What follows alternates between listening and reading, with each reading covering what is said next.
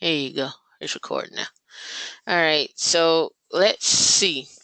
So we want to go from one machine to the other. At this point, I should be able to go to this machine because I just added the thingy. So it may not let me log in as root. Let me double verify that.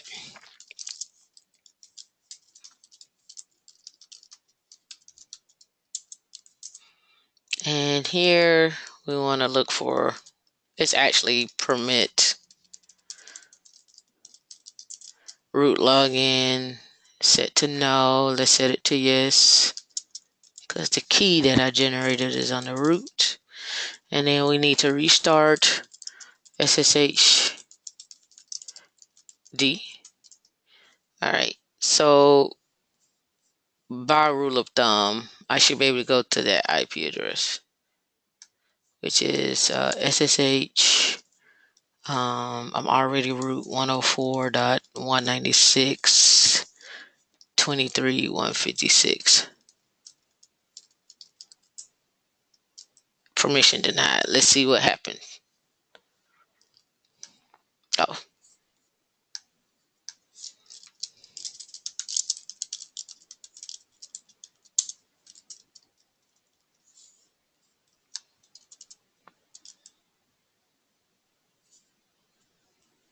Yeah, it's on port 22. Let's look at secure. Oh, that was secure. Let's do a tail-f.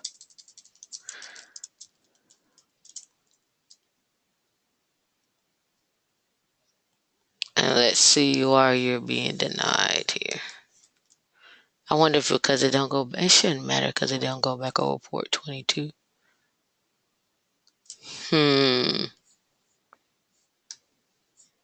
Let's go look at my, not metadata. Yeah, metadata. SSH keys. I thought I added it. Did I not save it?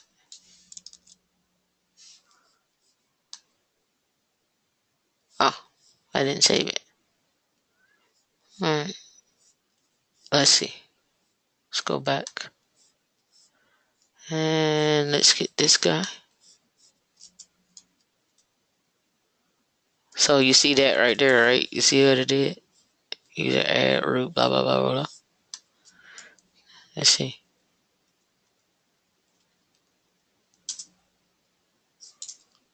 Oh, you see, it asked me for my key, my key pass, my passphrase, right? So I'm gonna control C out of that, right? So in order to get rid of that, this is what SSH, and you can follow along in this in chapter 4. Let me show you where it's at. Starts on 207. And they don't really do a good job of this in here. In the Linux Academy, they do a good job of this. So that's why I say go back and forth. So the first thing you do is SSH dash agent bash, and then SSH dash add, and then you enter that passphrase that you set. And I may have to do it on the other box. Let's see. I may have to do it on the other box. So now let's exit that. I may have to go the other way. Let's find out. Yeah, I have to add the passphrase on that box. So let's go over here, because that's the box that's asking me. It's SSH agent bash, and it drops me into a shell, and then SSH dash add. Oh, it didn't do it that time. It's supposed to ask me for a key phrase, like this one did. I'm gonna have to do it in the lab.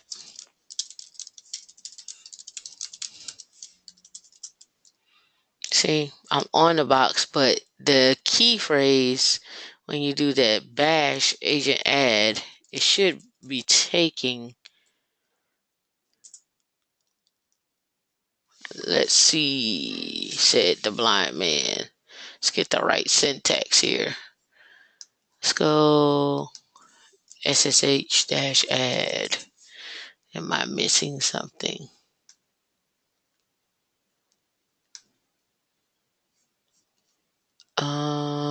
No. Let's see.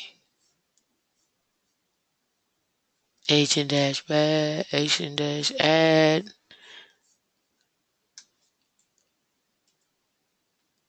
Oh. So let's exit out that. Yeah, so you gotta go back to the agent and then SSH-add-L. No identities.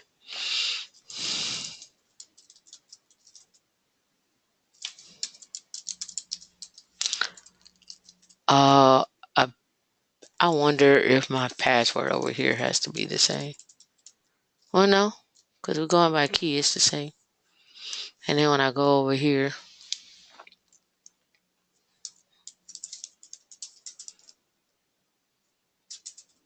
still asking me for the passphrase. Let's go back. Let's go to Linux Academy. Show you where this is at.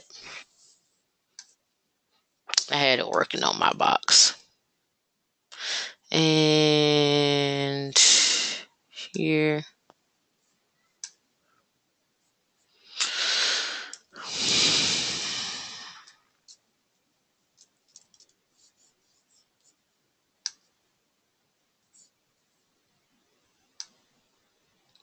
No, that's not what I want to do.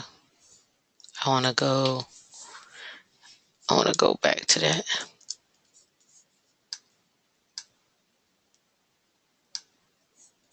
The exercise.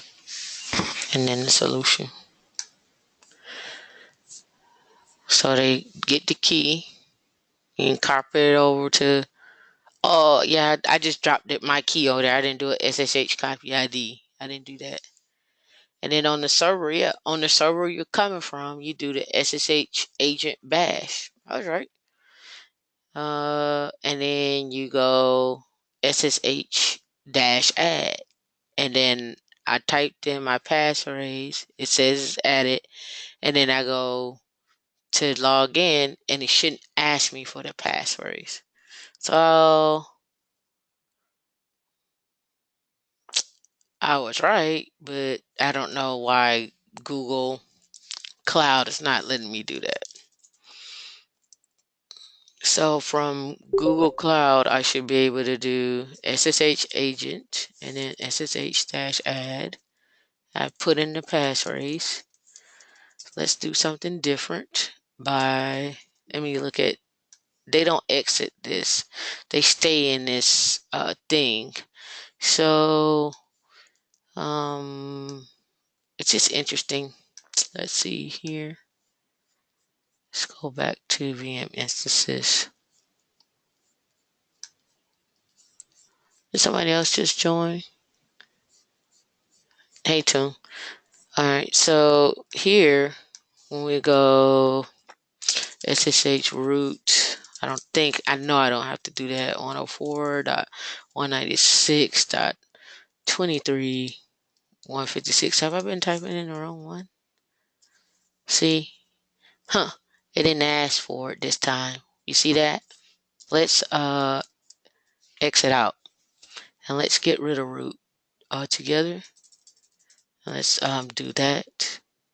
It didn't ask for it that time. Let's exit out of that bash shell and then come back and do it from here. It asks. Let's go and add the root here and it asks. So the key is when you do SSH agent, SSH agent bash and then SSH-add and then type in the passphrase. You have to do it while it's in this shell. And that shell is the SSH dash bash, agent bash shell. So let's, for all intents purposes, exit one more time. And then that's just a SSH agent bash. And now let's just SSH as the user. Aha, see, still ask. So let's do it one more time.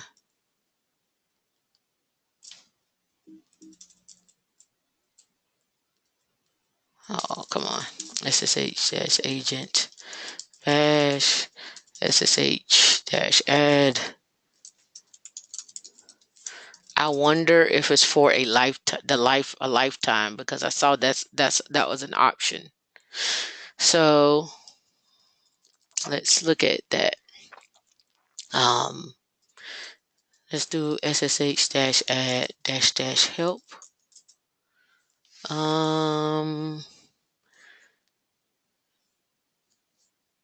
Set the lifetime in seconds. Okay, so how many seconds in 24 hours? Is it 3,600?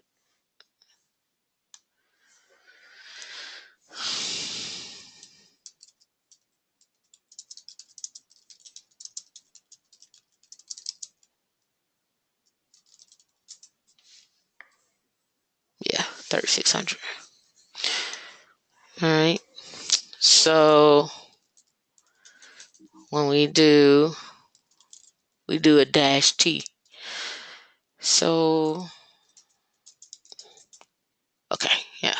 So now let's go back and do that dash agent bash. Let's do SSH dash add dash T 3,600. I'm going to put it in. Okay. And then I'm going to SSH to my box. I'm going to exit this again. I'm going to exit that because I'm in bash, that bash script. We know by doing it this way, it don't work, right? So we know we got to go back to the bash shell. And let's see if it still works now. Nope, didn't work. So I will have to ask some questions on that. But for the test, if this comes up on the test, you guys have to be in this shell. And it looks like it right here too. They do the dash add. They drop into the shell. They do the add. After they do the add, they stay in the shell. And then they SSH over. And that prevents it from asking the question of putting your passphrase. But this is only if you set the passphrase when you're doing SSH keys, when you do your keygen. If you don't do any passphrases, then you don't have that to worry about. But for the test, if they did ask you this on the test, this is the procedure you would do. You would go in, and do, oh no, you do SSH dash keygen dash T RSA, blah, blah, blah, blah, then SSH copy ID dash I. You can just get the absolute path of the public key, and then where you're going and the user that you're going as, and whatever this is. So that would be how you would copy it that over. But because I'm on Google, I have to go in a different way to add SSH keys. I had to go back to, it is right here. I had to go in here and do my metadata, which is essentially the same, and then add my key here. So that's what I did there. So that's what that is. So let's go the opposite way and see what happens. Nah, I messed that up. You guys got any question? Was that confusing for you? Did that make sense? You can type too, by the way. confusing as hell. It was confusing for you? So if that was confusing for you, look at here. So on the Linux Academy, basically they go through and they say, okay, generate your SSH keys. And they say enter a passphrase. So you got that part. Then you copy your keys over. But because you set a key passphrase, you're missing out on this portion here. What you're missing is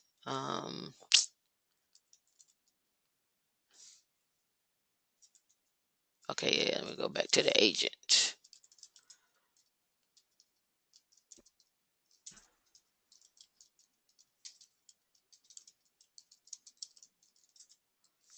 I gotta go do this again.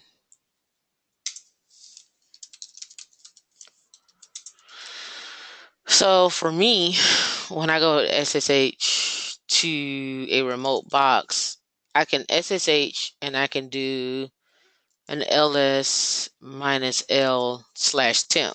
So I'm running a remote command on the box. So that's the point of the whole SSH keys, and then to secure to log in as well. So you want to be able to run a remote command from the box that you're on without logging into the box. So over there I can do let's see, let's run it system control status firewall D. Yeah. So it tells me that it's running on that remote box and so forth. Because I have my SSH keys set up, I can do that. But if I had to do this uh, every single time, if I had to do that and then, I mean, type in this passphrase and then I log on to the box, or then I run that remote command will run, it's pointless. The whole point is to be able to log in with SSH keys. So here, the task is, and they don't cover this in the book, so I advise you guys to do this here, is to go through and once you set up your SSH keys, then you can take you drop down into your bash shell for SSH, you add the key phrase, and then you'll be able to log in if you set your password on your actual, if you set the passphrase on your actual, when you generated your key. And that's what they're talking about here. If you don't generate a password for it, then you don't have to worry about it. Simple as that. And I'll show you that. So let's yeah. So now let's SSH dash keygen dash T RSA. Yep. Yeah, I want to overwrite. I'm gonna leave it empty. And then let's do a cat pub. Let's grab this guy. We'll replace the other one inside of here. Let's edit. Actually, can delete that one.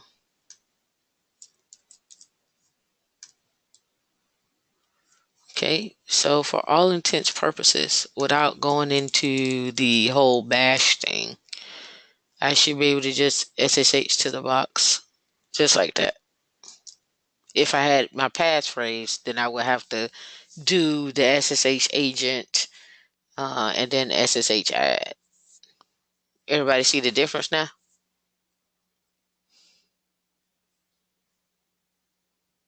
Yeah. So that was one of the parts I wanted to add to your stuff. So let's come out of here, and then on that box I can run last reboot, and it tells me when the box was last rebooted. On that box, I'm running it remotely on my Google box. So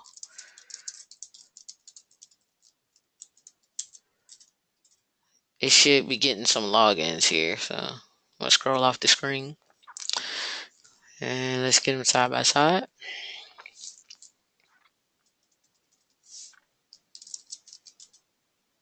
As you can see, I'm getting the logins with the keys, and it tells me the key I'm logging, the RSA key I'm logging in with too. So that was the point there. The other one was, how do you do these zones on firewall D? So in the book and inside of Linux Academy, they talk about um, these firewalls and how to set some stuff up. So a cheat to me is if you can't remember like ports. My suggestion to you would be to do this. I would do a locate on firewall D and grep for XML. This is just something I just do. I just know these are there, and I've showed you these before. But these are the services. This location here.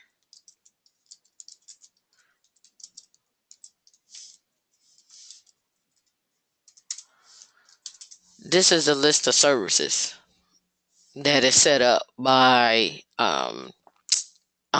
firewall D that come in by default. So really, for all intents purposes, you could probably copy one of these files and set up your own service to be started by firewall D. So if you want to see, let's look at DNS XML, and you can see that it has a TCP port and a UDP port. So basically what ends up happening is on your firewall, so let's do firewall dash cmd dash list dash ports. So when you add rules to your firewall, if you go by port, it's going to list the port. If you go by services, it's going to list the services. For example, you see here list ports. If I list services, those services are not shown here. This right here is VNC service. This right here is not, VNC is not even shown down here. So depending on how you add your rules is how it's going to show. So we know DNS is 53 and UDP and TCP. So let's see what happens. Firewall dash CMD dash add port. No, add service equal to DNS. Right? So right now, if we go and list services, we'll see my DNS is there. If I list ports, you don't see the port for DNS, which we know we just saw was 53. It's not there. So let's reload because that's going to get rid of my, or better yet, you just do add service. I think it may be remove. All right. So here we go. It's removed. Okay. But if I went and did,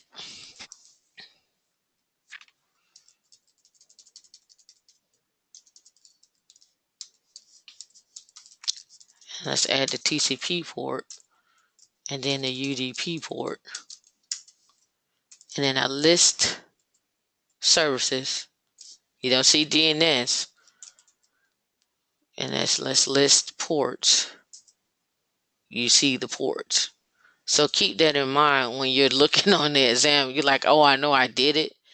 However you list how you add your ports, how you add a particular thing, whether it's a service or a port. That's how it's going to add to your firewall. So when you're like, oh, I don't know if I added the service, check both of them. Check the port and check the service, so you know. And um, the path to find out what the default services that are loaded and where all the services are in user lib firewall D services. Now, there's also in etc firewall D, there's a particular thing called zones. So if you went to look at public XML zones, when that stuff gets added, it gets, because my default is public, it got added to my public XML file. So how do I know what my firewall cmd dash get default, and my default is public. If I want to set my default, I do firewall cmd set default to be something else. So I know my default is public. Let's get zones.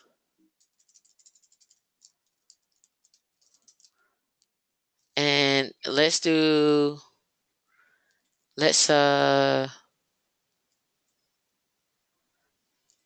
add this port to dash zone internal. I think I can just do internal, but let's do it that way. So firewall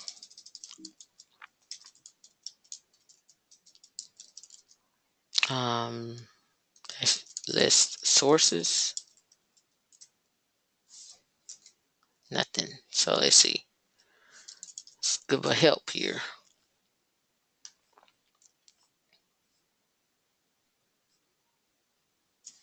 We don't want to forward. We don't. Oh yeah, let's do list all.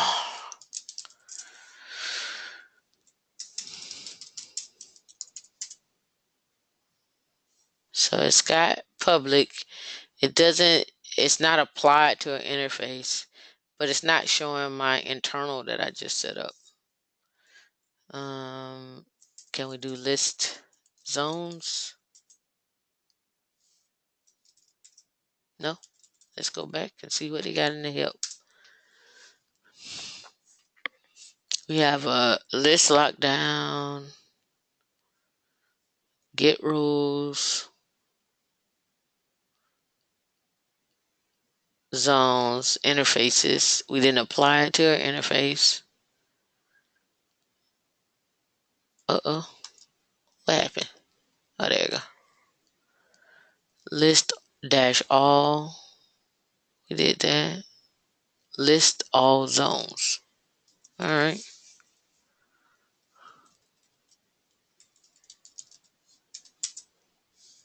Okay.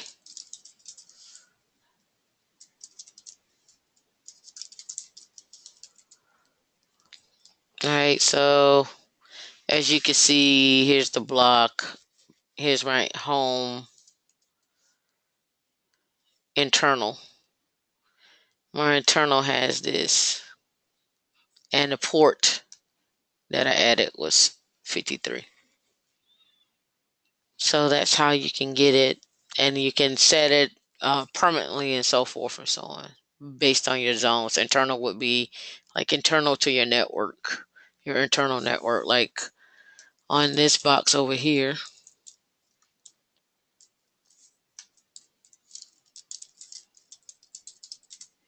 This 10.142, that's an internal network because we connected via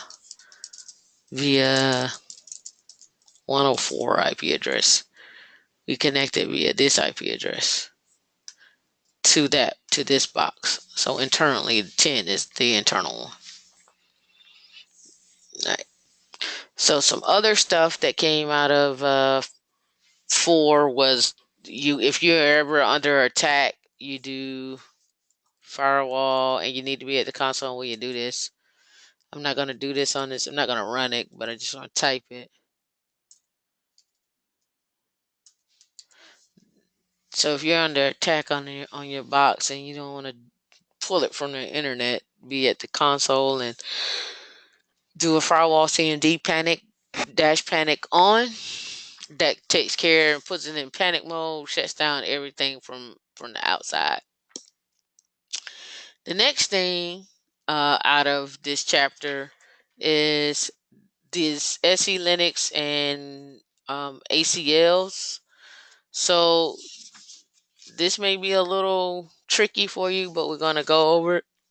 And for chapter 5 and chapter 6, I'm going to try to finish this up by 8:15, and then we'll do a run through of chapter 5. I probably won't get to 6.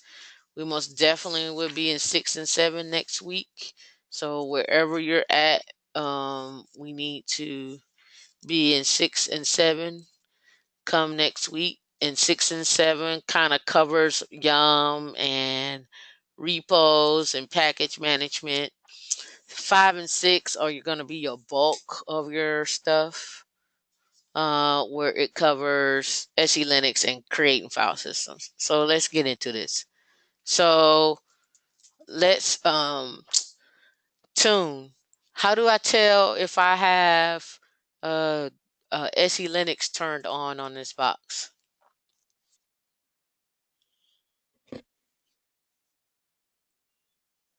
You can type it.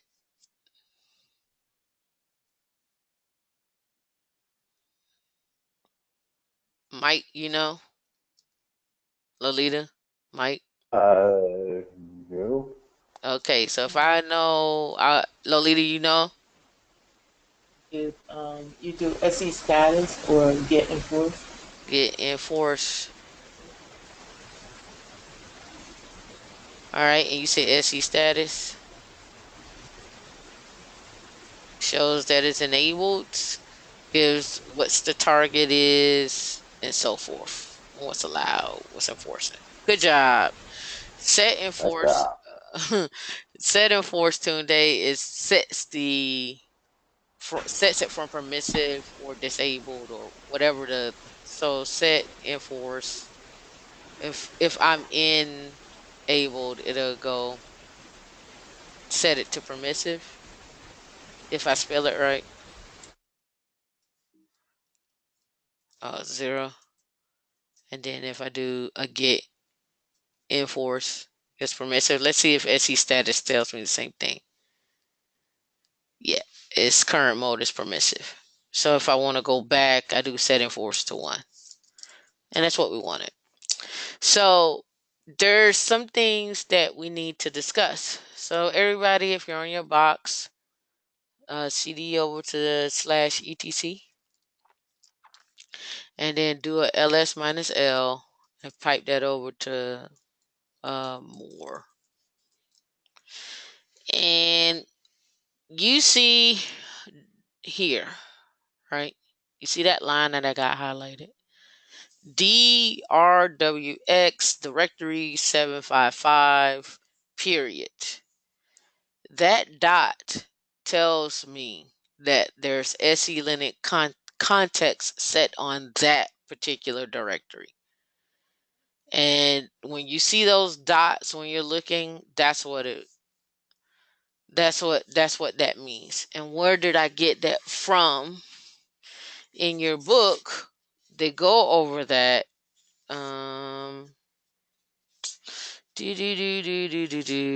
Where are you at? I highlighted that because I wanted to make sure you guys knew. That was something I wanted you to know. And I should have wrote down a page number in my notes, and I didn't. I apologize. You can hear me flipping through, and I'm going to the end of the chapter, and it's not in chapter 5. It's in here. And it may It's be, in chapter it's in chapter where? 4. It's in chapter 4, right? You know where it was at? I thought I Look on page 179. I think.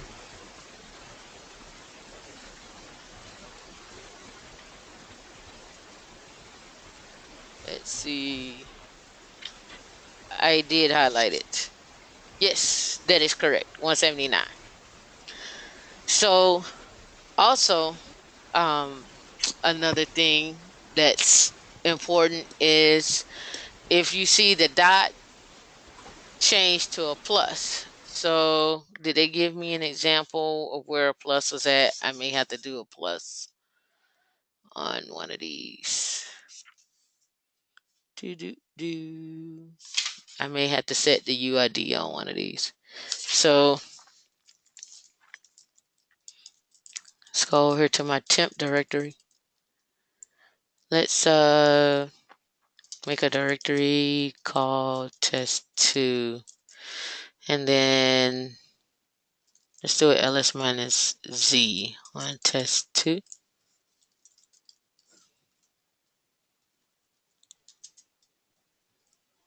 right?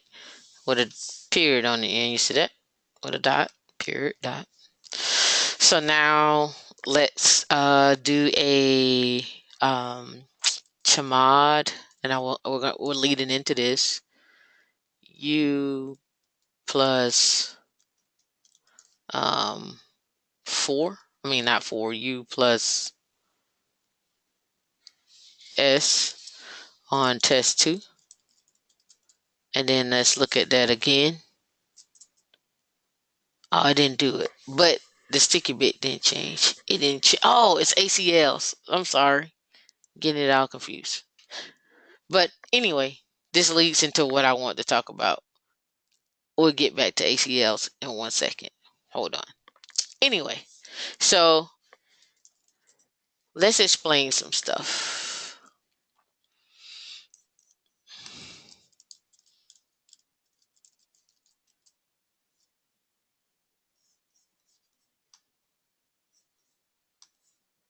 Okay. So the way it works, let's just bear with me here.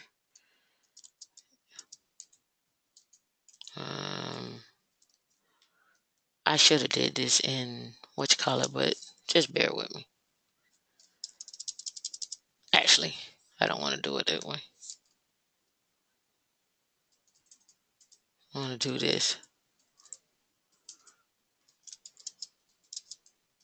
You can't see that.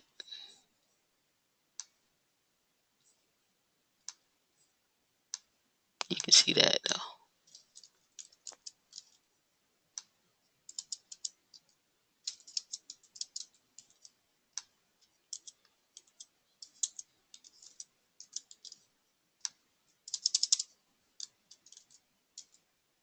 Hey, don't do that. Okay. Line you up a little bit. Hey, don't do me like that. Get back over there. You go just a little bit. All right. Much better. Okay. So we know the period that signifies, let's just say period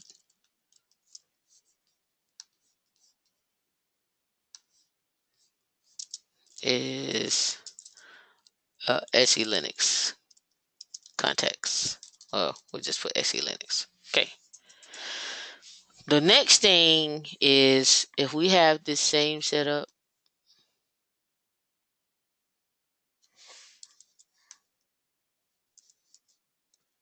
and it goes like this, that means, that doesn't mean SE Linux went away.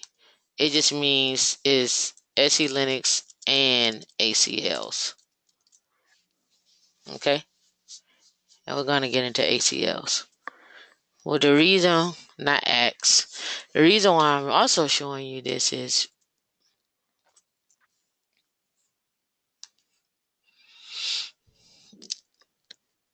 This is also set up in Octal. So let's get rid of that right now. It means nothing to us. So 4, 2, 1.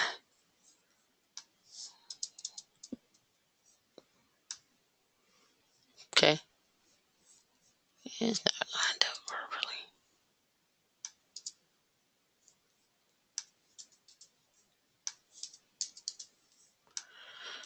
Okay. Now this is SUID, GUID.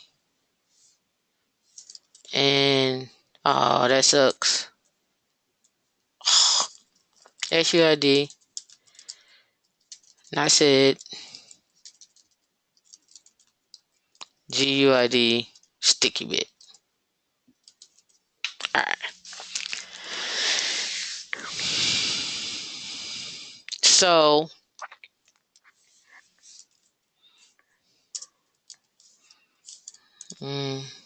example 1.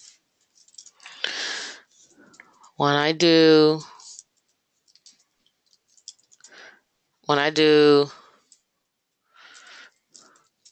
chmod u plus s on temp test or test 2. I made a directory called test 2.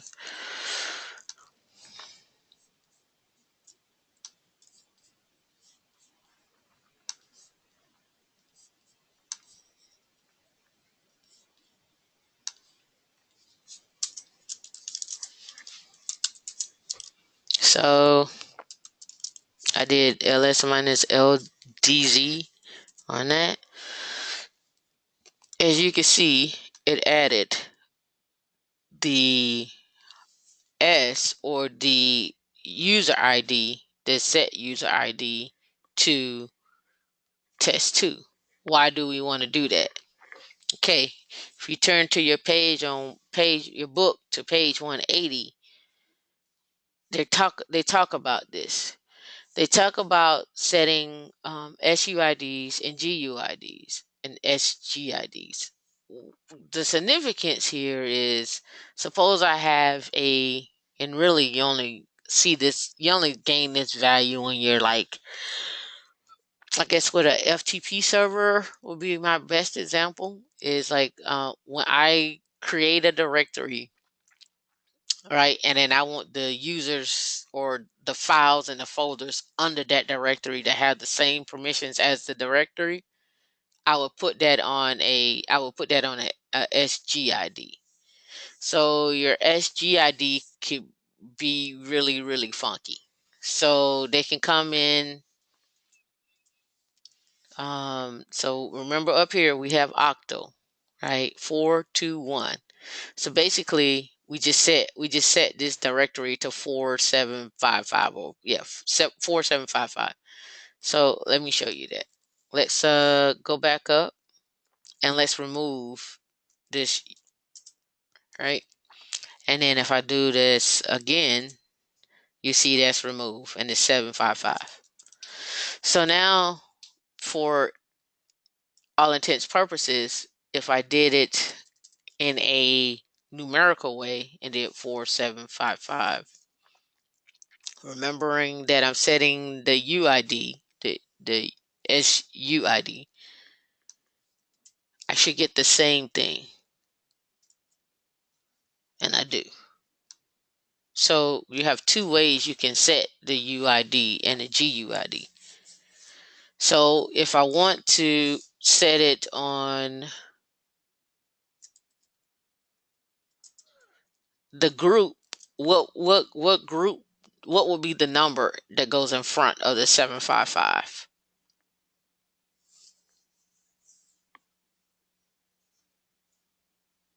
Anybody?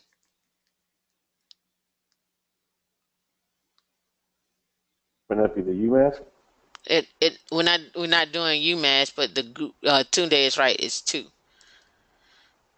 It would be Oh, 2. It would be 2755 because I'm setting the group permission on that particular directory.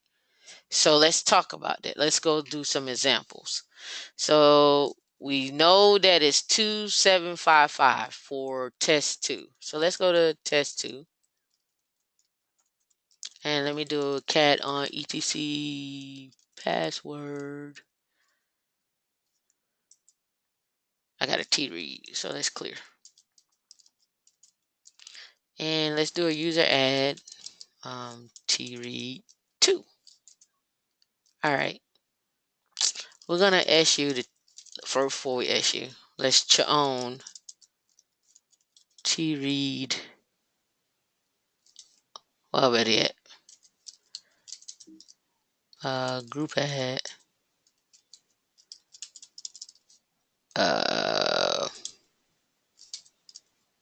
all T read, and this is cheating right here.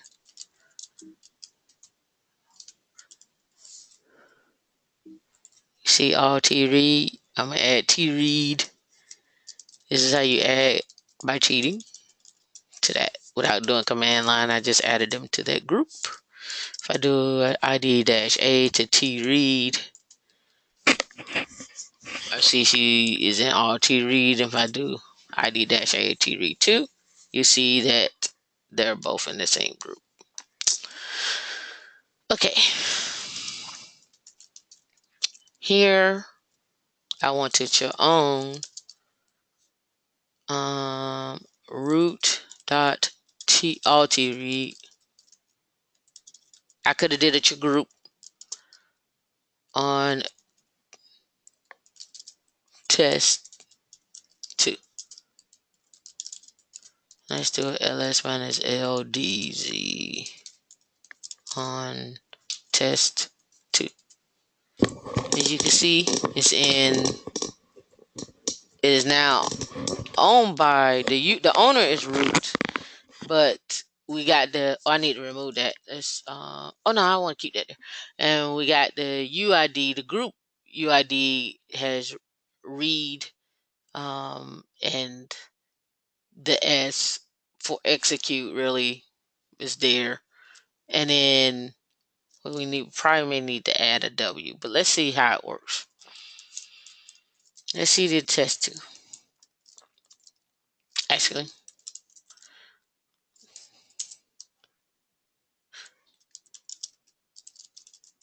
I want to T and I want T to go to temp test 2. All right. So now if I touch, I don't think I'll be able to write. Yeah, I need to add write permissions to it. Let's add a write permission.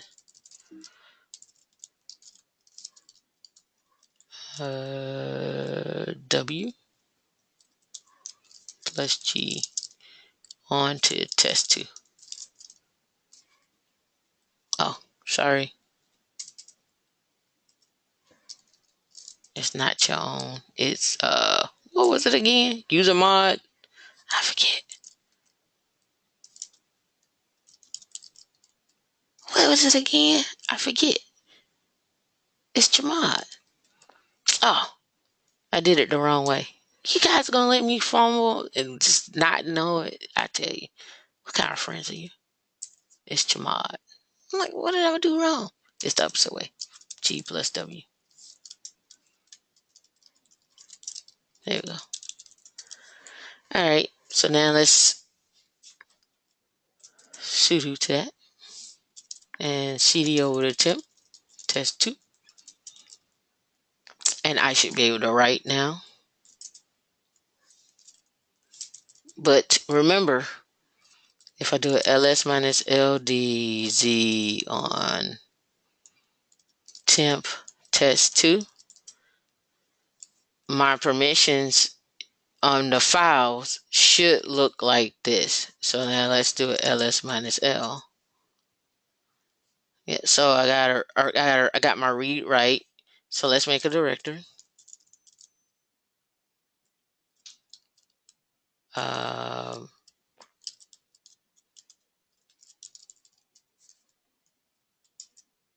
and you see my directory looks like the same directory here.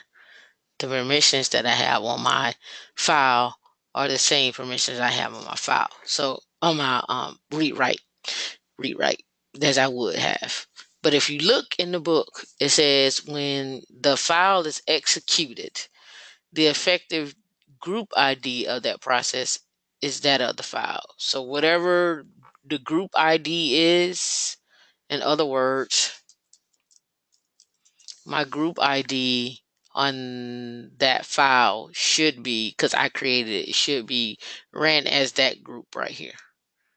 And then it says for directories, this gives the files created in the directory the same group ownership as that of the same directory. Hey man, we know Black Lives Matter. So that's what the UID, the GUID do. So on a test, when they ask you to do that, they can ask you a number of things. So you can do this in combination. All right. So this is where you guys got to do math. If they say set the UID to have where the user and the group have the same thing, have the same one, they're talking adding 4 plus 2. So it can be like this. It could be 7, 6, 5, 4, 3, 2, 1. And we're gonna get to the 1 in a minute. So the 7, we'll give an example of that, meaning the user, the group, and the other. The 6 meaning the user and the group. The 5 meaning user and other. The 4 meaning the group. 4 meaning the user. And I did that wrong too. You guys let me do it wrong too. Should be group. Oh, that was right. User and other. Yeah. User, group, other. 3 is group and other.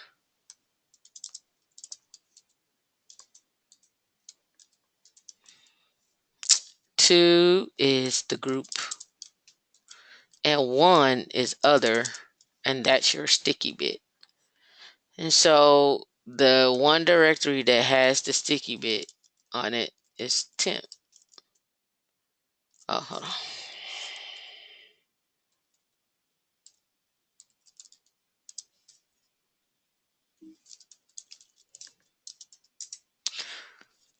Did it do it? Yeah. So as you can see, temp has a sticky bit. In other words, temp's directory is permissions is 1777, and that adds that permission. So let's test that. So let's do a chmod 1777 on neudir, and let's do ls minus l. And as you can see, the sticky bit got added, but it's taking the permissions of the directory that I set before. So that's why the S is still there.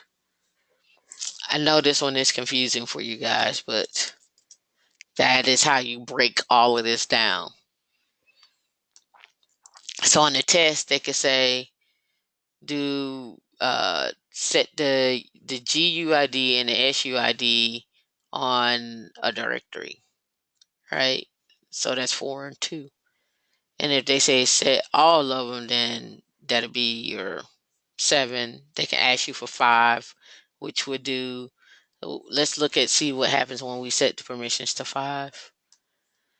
Let's go. Let's exit here. Let's make a directory.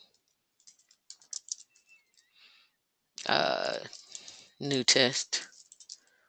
And then let's chmod 5755. Oh, sorry. On new test. So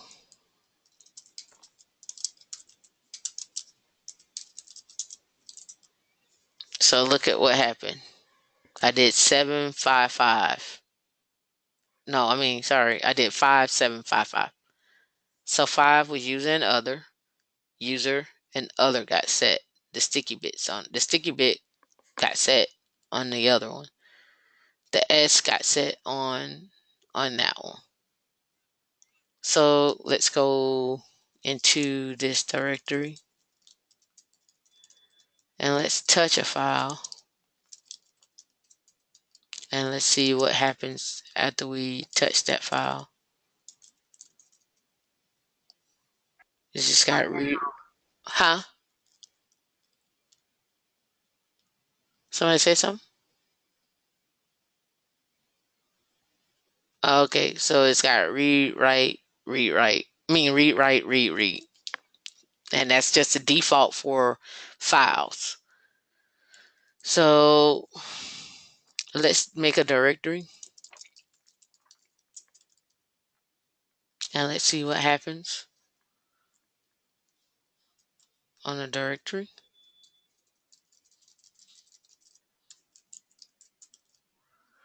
And you can see the directory is 755, which is the default form. So basically, for that particular directory, it didn't do. I mean, for that particular permission for the user and the other. Let's see. Oh yeah, root. I should have changed the one because the permissions on the sticky bit is the file in the directory can be renamed or removed only by its owners. And that's what the sticky bit does. So anytime somebody creates a file or something in this directory, like if I went over to temp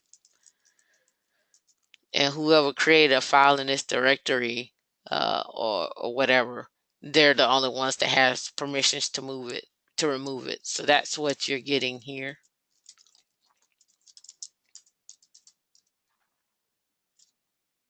Come back. You think about it. Okay. Looks like I may be frozen again. Okay. But that's what the sticky bit stuff they were going over in chapter 4. I'm sure you guys got questions. My advice would be we'll revisit this again. They talk about this in the book. I mean, in the book in Linux Academy. But when I say they talk about it really, really quickly, they just like, look, this is how you said it. That's what this means, and let's keep this moving. And when I saw that, I was like, oh man, that's kind of harsh. Um, yeah, see, 7 minutes long on that.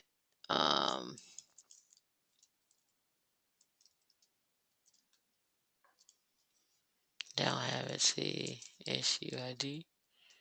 Don't have that either. I forget where I saw this at.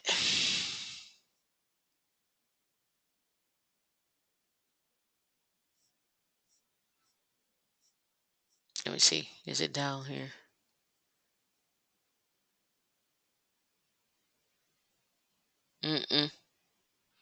Don't have it in here. It's somewhere else. All right. So I would say in here, practice this stuff. You guys don't need this, do you?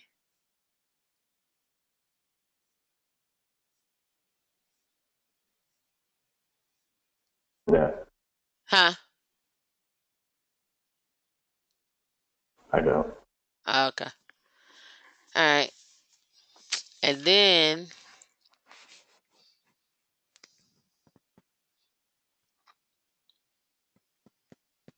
the other thing, let's see, I was looking at my notes.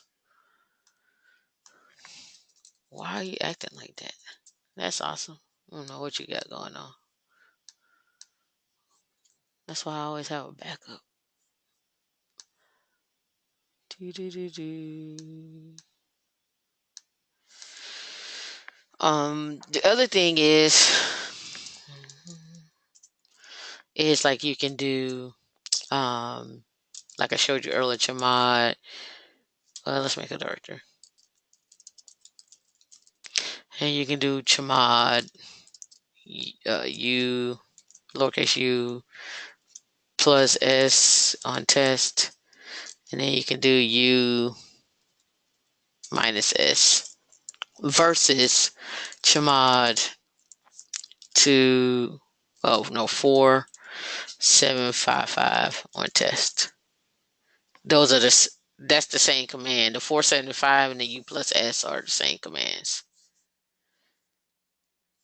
So the sticky bit, oh yeah.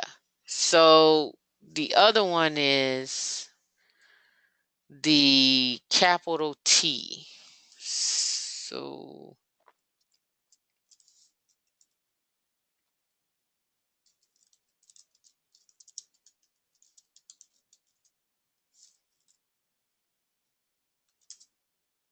yeah, where was that at? I remember this, but I don't remember where I found it at. They were talking about when you set a directory and you set the permissions, you should see the execute permission was removed. I had to come back and find out where that's at. Capital T and capital X. Mike, we went over this.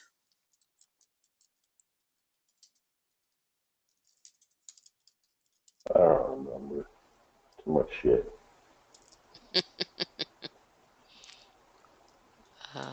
Linux files.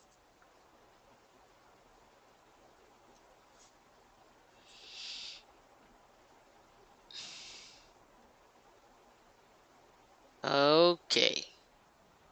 That's long. All right. I thought, as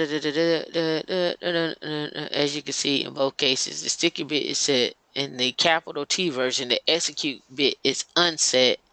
In the lowercase version, the execute bit is set. That's not telling me how I got there. And I did this. I should have wrote down my notes on how to get that set.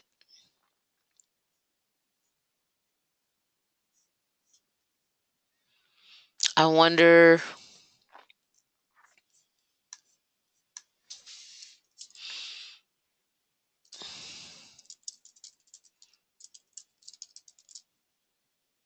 Oh, minus T on test.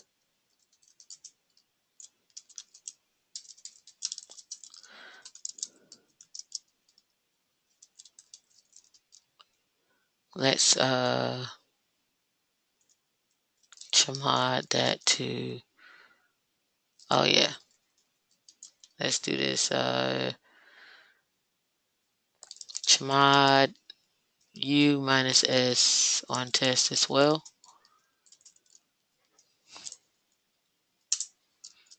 Okay, so now let's make this 644 on test, and then let's add the sticky bit back.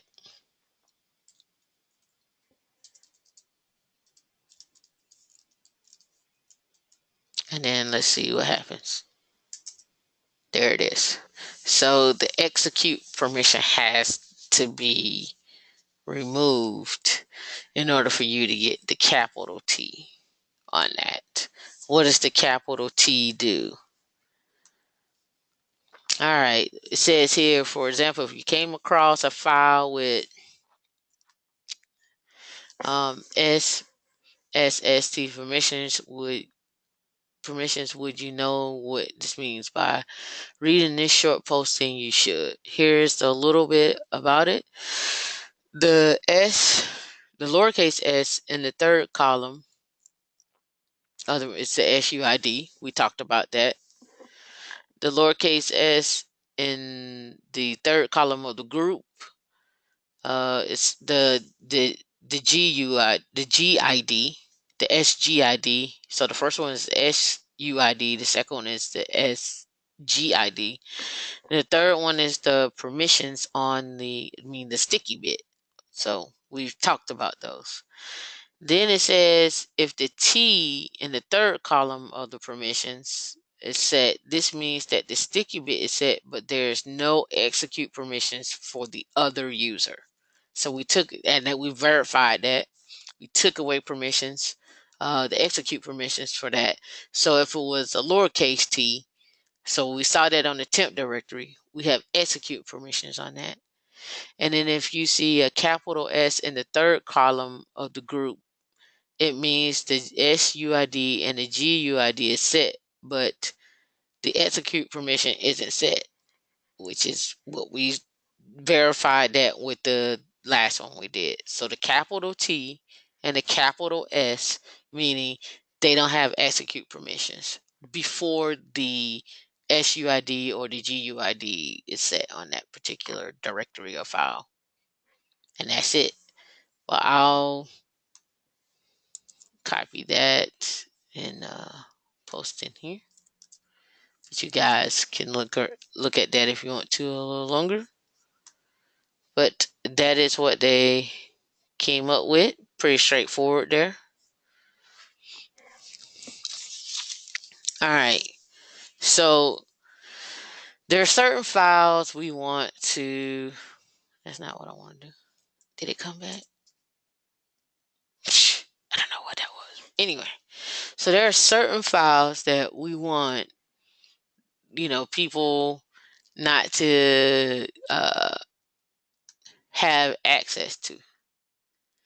So, or make changes to. So let's look at that. So let's do, I'm going over to let's go to my etc directory. And I know that I don't want anybody ever changing my FS tab. So let's look at the permissions there. Let's copy this before we start playing with it.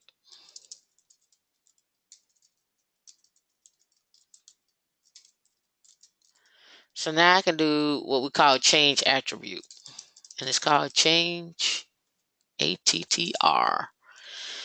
So I can do recursively down, verbosely, suppress my error messages, is what I can do. So my change attribute comes in 3 ways I can do things. I can set it up with it's immutable with the -I, or the +I should say. I can set it up where people can append to a file.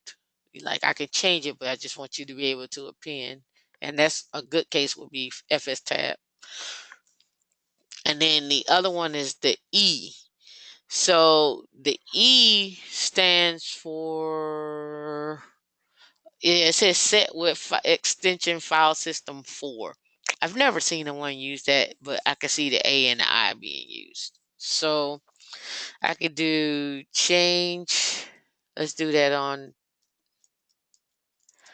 +I on etc FS tab. And then if I go back and do, did I miss something? Let's see. When I go to remove, or better yet, etc FS tab, and then I go here, and then I try to type something and save it, it won't let me save. So I can't save. It's immutable. So let's take it off of FS tab. All right, let's go back and try to change it again.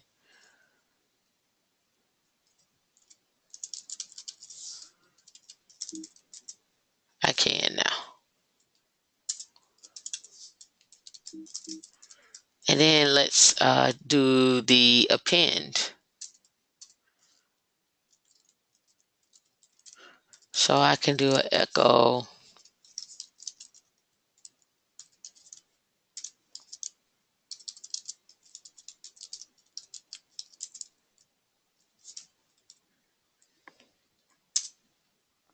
So I echo to the end of the file. Oh, see, look at there. I can echo to the end of the file, but I can't change it, right? See that? So, see, yeah. So now I need to take that off.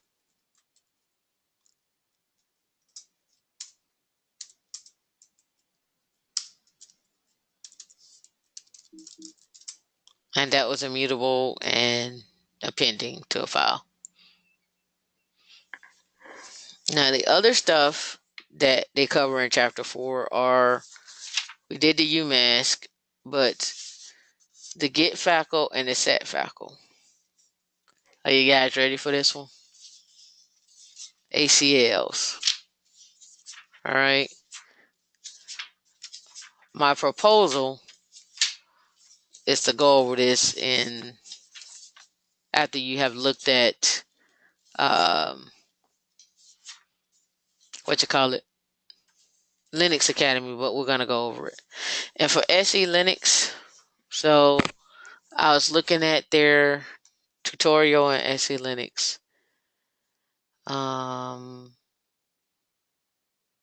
Here, and I was going through it. I was going through this right here.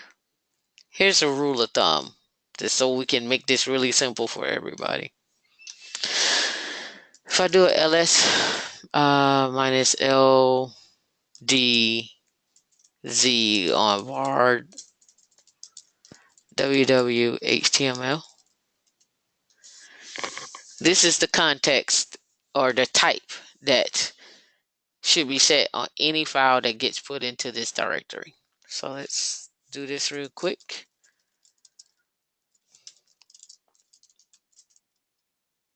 Ha ha ha ha. This is the error I was getting last night. And I need to figure it out. I think that's somebody probably attacking maybe. So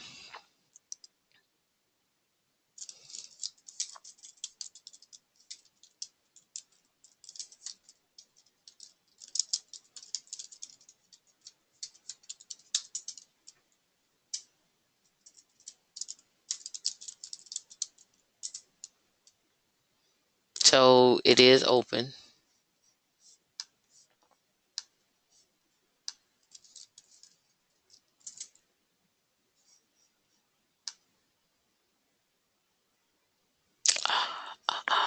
So there we go. So let's double verify some stuff.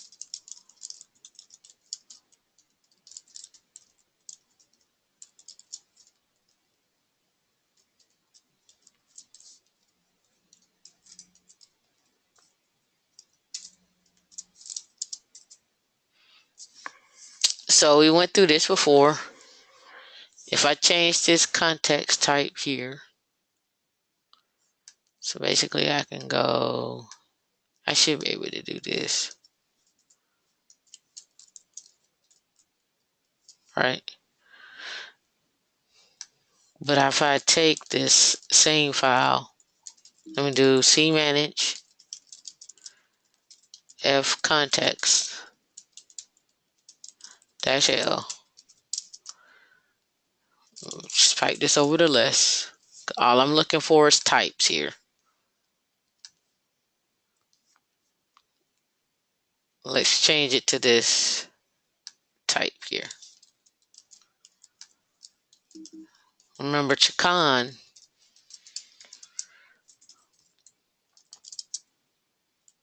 I think it's Chicon dash. Hold on, let me do something. I think it's Chicon, the option, yeah, the type, and then the file. So in this case, we're gonna do Chicon -t, and the type is etc, and we want to do it on file 1. So when I refresh this, it still works. Hold on, is that the file that I'm doing it on? Yeah. Let's double check it.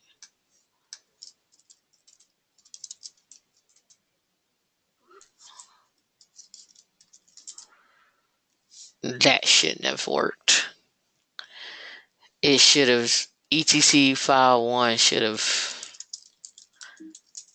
died on me. Yeah. Because it's of not of type. Oh, but you know what? I bet you it is in here.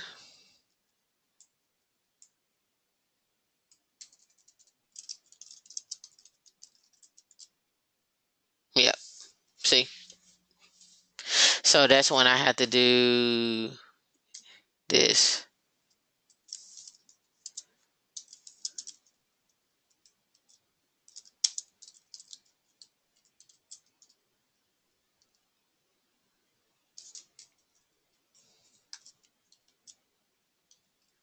Good. You still working? No way. Lolita, you know all of this. Let's see something. I'm laughing. You laughing I because you don't know. remember all of this?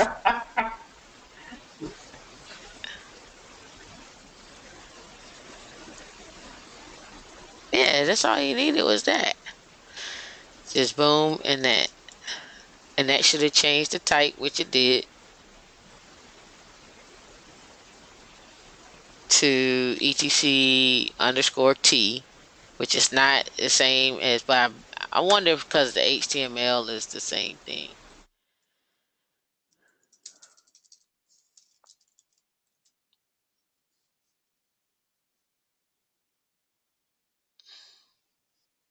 And then it's not giving me anything. So this is where we go into troubleshooting phase. What was supposed to happen was this file shouldn't have worked. It just shouldn't have worked at all. Because it's not of the same, see, get enforced. Yeah, it's not of the same type as everything else. Let's see. Is there anything in file 4?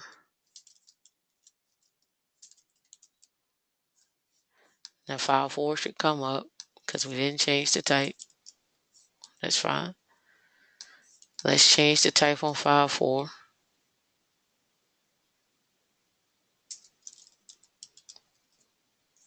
Oh, sorry.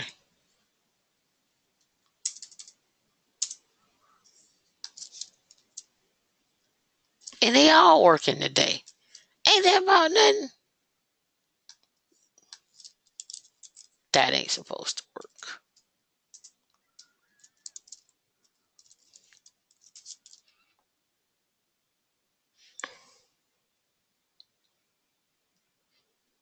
Maybe I wonder if it's because it's unconfined. Let's see.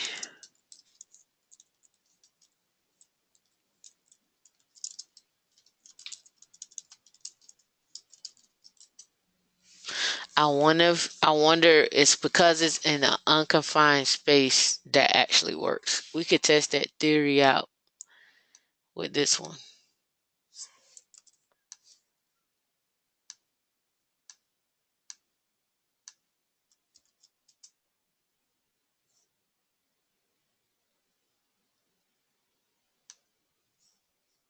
And let's do that. Keep leaving the A in there.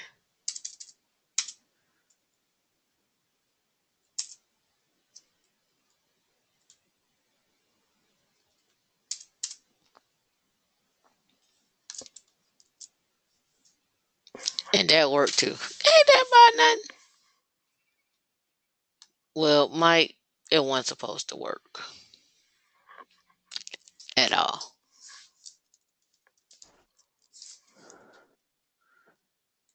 Let me do something.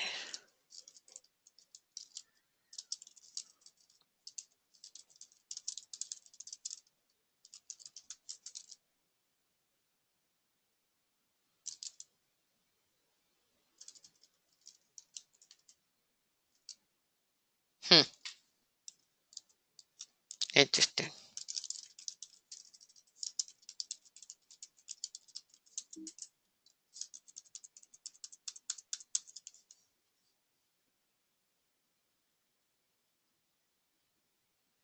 I gotta turn my journaling off.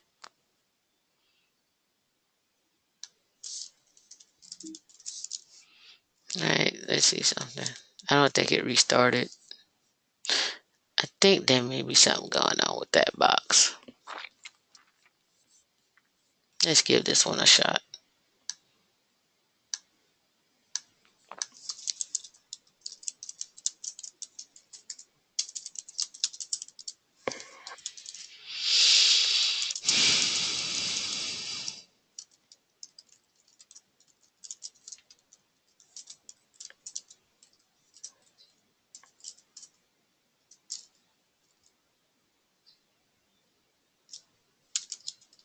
Let's see.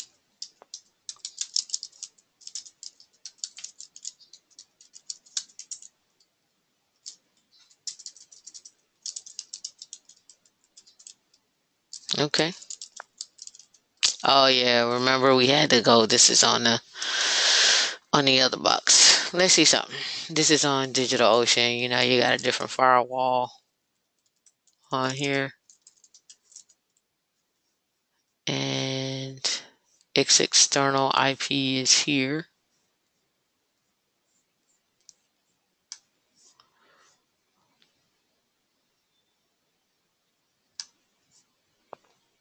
.104. This should pop open.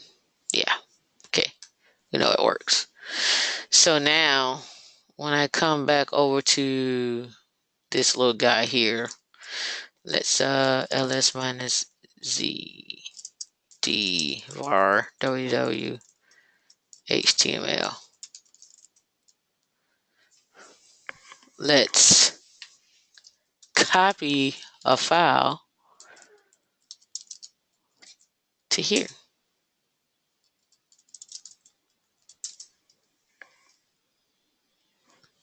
Look at that. It took the same content. Did you see that, Lolita? Let's remove it.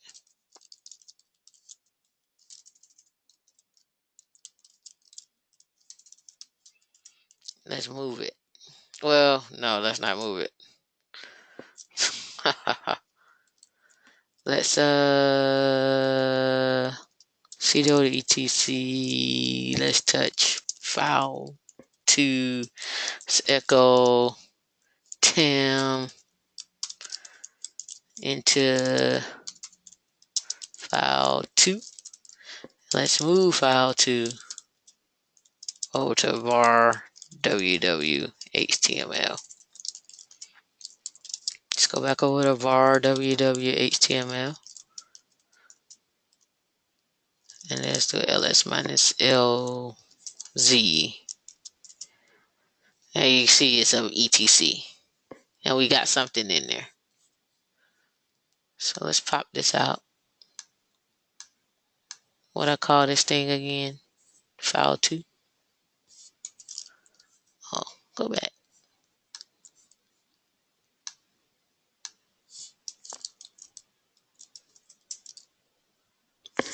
I'm done. I don't know why it's working. It shouldn't be working at all. It is not of the same context as this.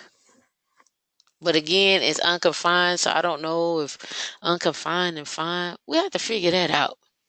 Because in the book, what they talk about is, and in the thing, in the in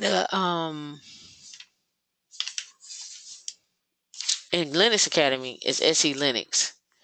And the fact that these confined spaces are actually working, that's troublesome for me. Because that shouldn't be working. You shouldn't be able to read a file of a different context as we have before for file 2. Like that shouldn't work. It's unconfined though.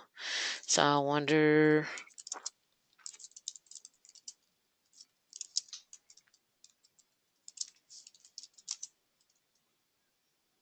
temp is unconfined, but that one is not. How about over in root?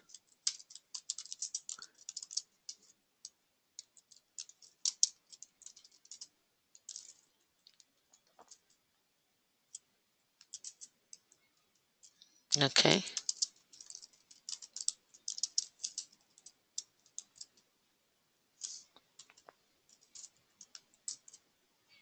Okay. Nothing in here.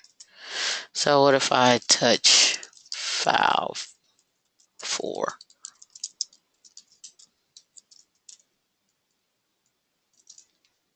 See, it made it in an unconfined space. And I think that has something to do with it when the space is unconfined. So SE Linux unconfined. I think the rules go out the window.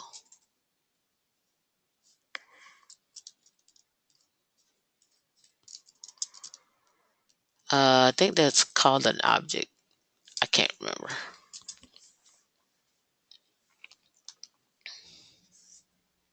Meaning they have no bounds.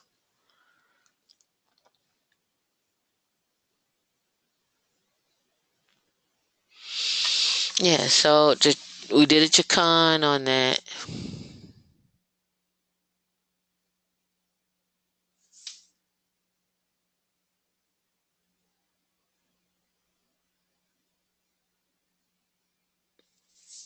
Yeah. It says if the output differs, run service HTTP. Okay, maybe I need to restart my service on this guy.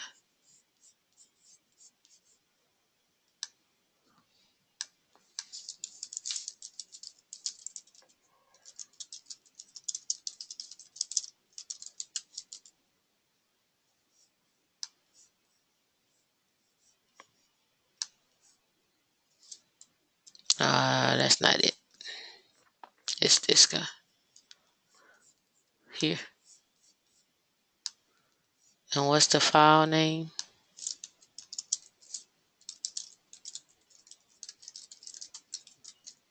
File 2.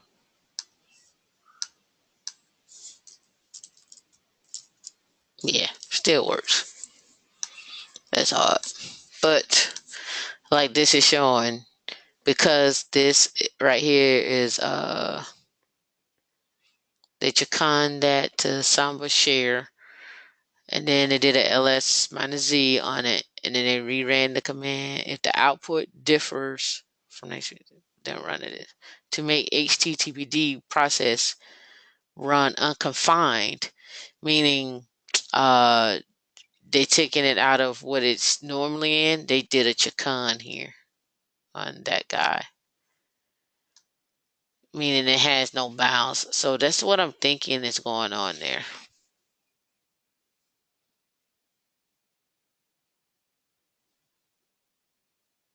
So whatever you do, whatever type you change it to, it doesn't matter. That you see, it got unconfined.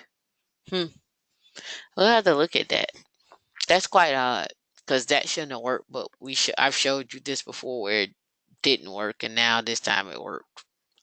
Who knows? All right. So we'll go over SE Linux in a good one. So let's see. Another tool you need to use for SE Linux troubleshoot.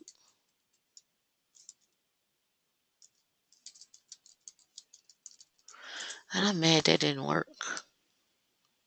That's really upsetting. That's not a use for doors. So on the test, they're gonna have you guys run through SE troubleshoot. And I want to say that's in the book. That's on page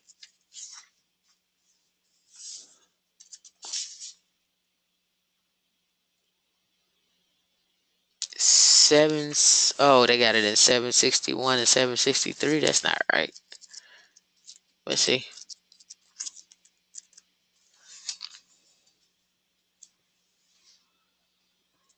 That's Samba. Where's the SE troubleshoot?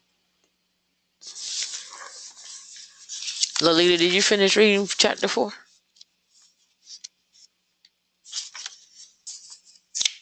Yeah. You remember what? Yeah, I was Well, there's the browser I see.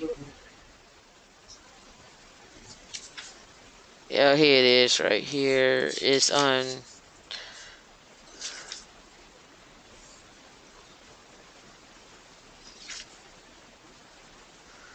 I wonder why that didn't work. Hmm.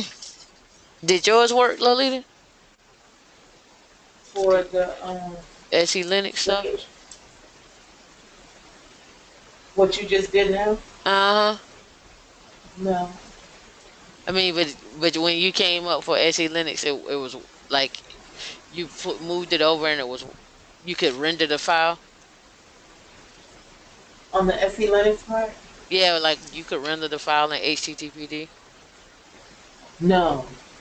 So yours worked. No. I didn't do that part. Oh, okay. I That. just read it. Yeah. I'm trying to catch up. All right. So here on page 223, you guys may want to go back through chapter 4 really good. This is what they do. SC alert. I don't have it installed. Uh, yeah, I do. Dash a var log audit.log. So it's gonna do its thing, and then it's gonna come through and tell me the alerts. It found one alert with 100% confidence, and it's telling me about I did the Chacon, CD to var www HTML. It doesn't tell me on what though. Oh, here it is. Chacon is preventing SE Linux is preventing Chacon from Mac admin access. If you believe Chacon should be allowed to Mac admin, then do the following.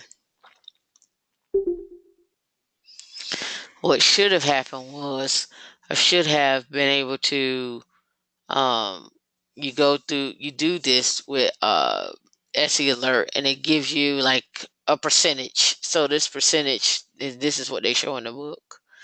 It's like it's 100%. This is a problem. So and this is how you fix it. So you can walk through the steps that they provide to fix it. Or the simple way is SE manage, F context, and Chacon. But SE manage is makes it persistent, and then the Chacon is just run level, the current run level. So then there is also you're doing an all search. So they give you like if you want to do events. I didn't set up my audits. So you can set up an audit in your audit file and it'll do it. Let's see if they I don't think this will work because oh well, it may grab ABC. Yeah. So let's do a VM on var log audit audit log. Let's let's grab a type of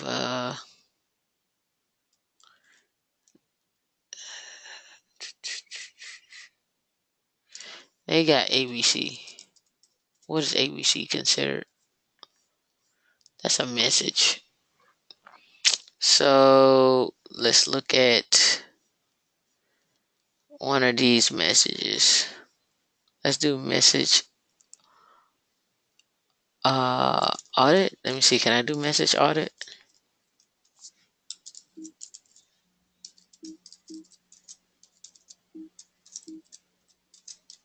Come on, quit.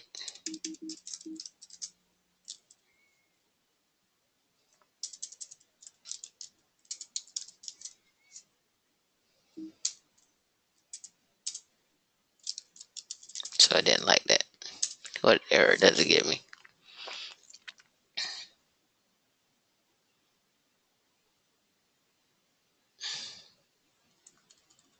So user ABC.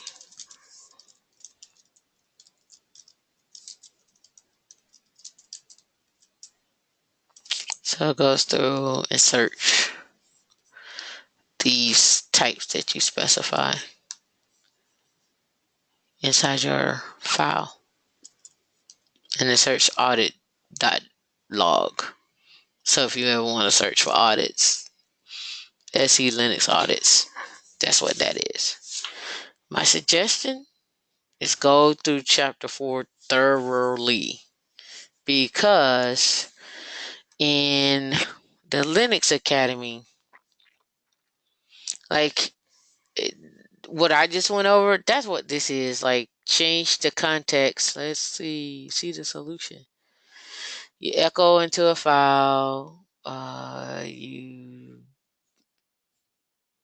change some stuff, and then you use your SE troubleshooter to go through and say, okay, well, SE audit log, what happened here? And it tells you what happened. And you say, oh, okay, I want to change the context of this because it needs to be that. And how do I know what that context is? That's when I was doing the ls minus l gd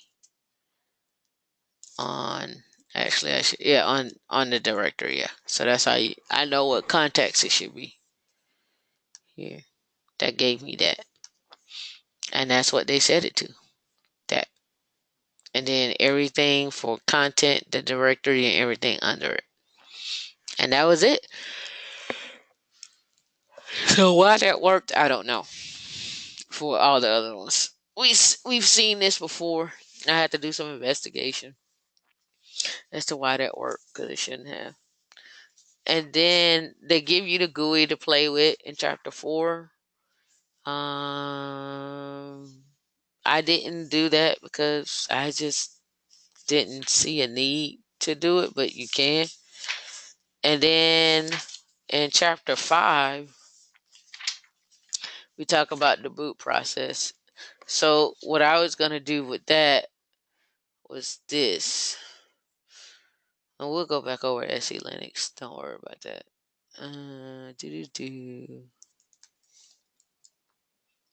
I don't think I have a viewer running on this box.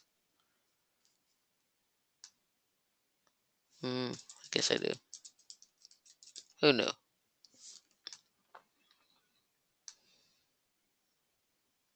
Yeah, I was doing this last night.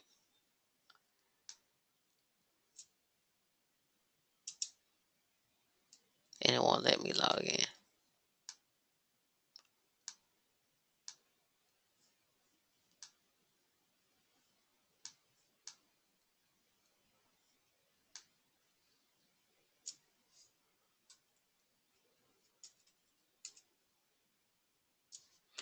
Yeah, it won't let me log in.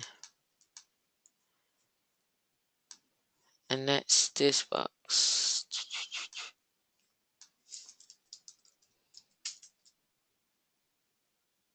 I don't know what's going on with that box.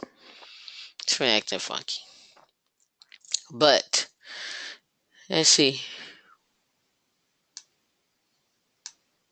No.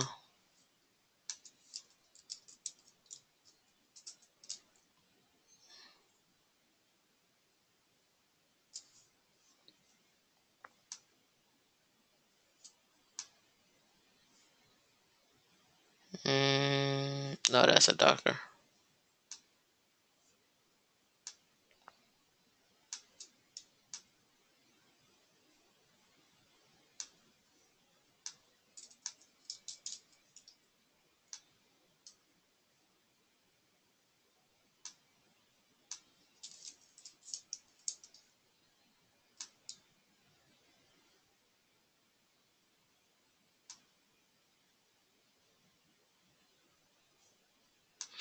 I make it a VMDK so you can move it. I do fixed. 20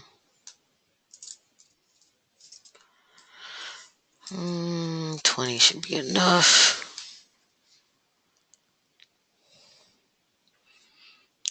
right, with this, and we look at this. That's not what I want you to do.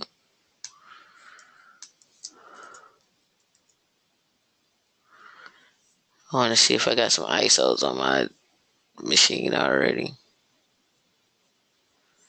Let's go to my download folder.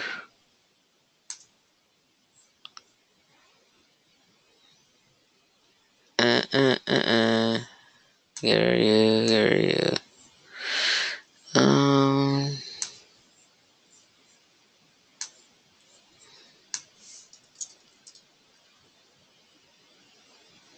That's a no. I don't have any ISOs. I got rid of them. That's okay though.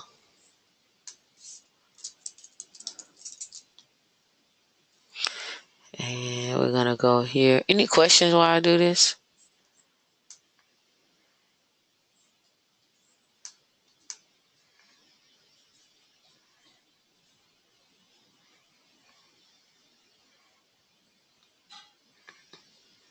Were you able to follow along? Okay. Whenever Redhead decides to give me a thing back here. I guess that machine ain't came back yet.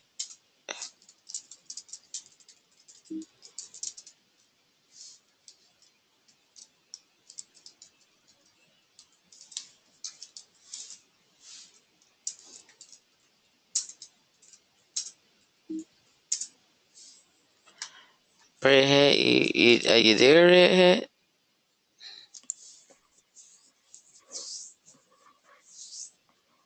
Change attribute should be kind of straightforward for you, Lolita. But I didn't mean to put that one. That one was straightforward. okay. It was just the U that when I read over it was the SG right there and Uh, G right there. Yeah. uh-huh. And the ACL and Yeah, we gotta go over ACLs. I think it's better you guys go over it yeah, I it need to go in with Linux Linux. Academy because they kind of go through it kind of straightforward. I have to make up a lab for that. Mm,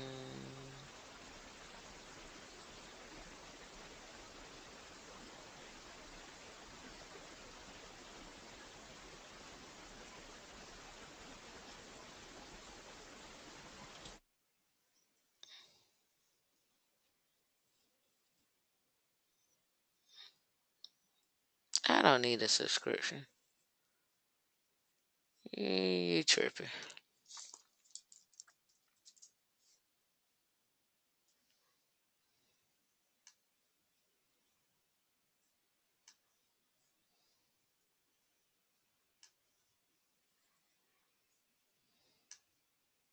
This is what I didn't want to do. Just sit here and download a CD. All right.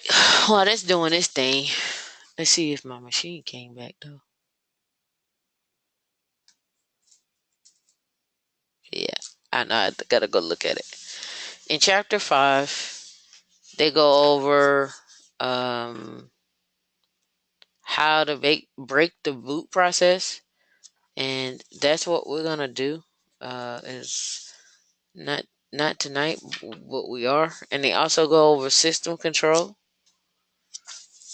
and then in chapter 6, they talk about making partitions, making file systems, and LVM, which the Linux Academy is great for that.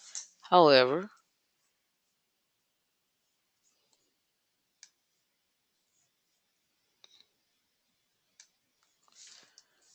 what they talk about is if I did fdisk minus L, you see I have a 10 gig roughly of SDA, right?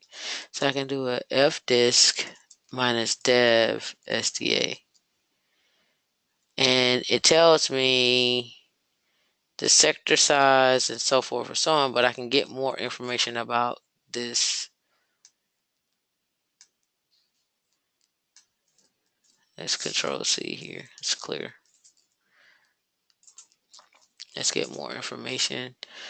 I can see is of ID 3. If I do type, oh, that's not what I want to do. I want to quit that. I don't want to write. And let's go in for help. And then I want to list the types, which is L. And if I go in here and look for 83, it tells me it's of Linux. Now AE, which I don't see on here, is of type LVM. And I don't see that on here. It's just funny. They'll have it listed, which you can't do. I guess you could do LVM on here. Let me see something here. LVS. Yeah, see, they don't even have LVM installed. PBS, they don't have none of that installed. DF-H. So they just got these partitioned out. They just made partitions. So for all intents and purposes, if you had to grow this, it would be very hard to grow it. Basically, what you would do is you have to take the information that's on this machine, copy it over to another machine, add the stuff that you wanted to add, then grow the partition, and then move the stuff back over. This is what LVM took care of, so you wouldn't have to do that. So rule of thumb is, in Google Cloud, they don't do that. So let's go here. I'm still down. I don't know why. I don't want to grow up because I'm a Toys R Us kid. So let's go here. And I know they didn't do LVM on my box.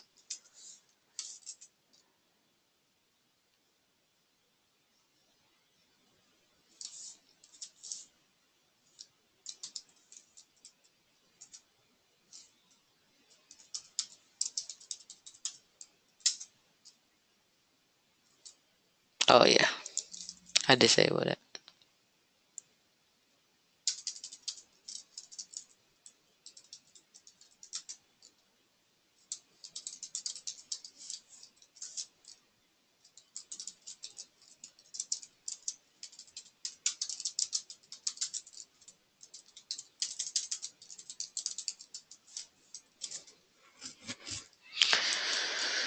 So here, they did a raid on my box. They did not do LVM. Like if I do LVS, I don't have it set up. If I do PBS, I don't have nothing set up. What they should have did was, this is at a data center. They just didn't do what I thought they would have done. So hence, here we are.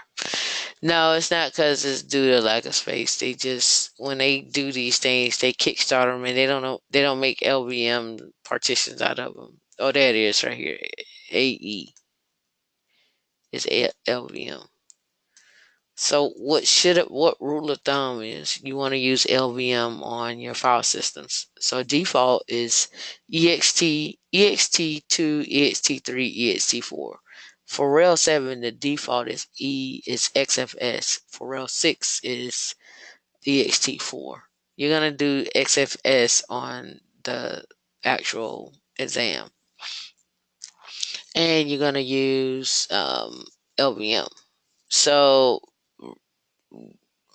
I don't have a box to show you this on. However, in Linux Academy, they walk you through setting up and extending an LVM partition. And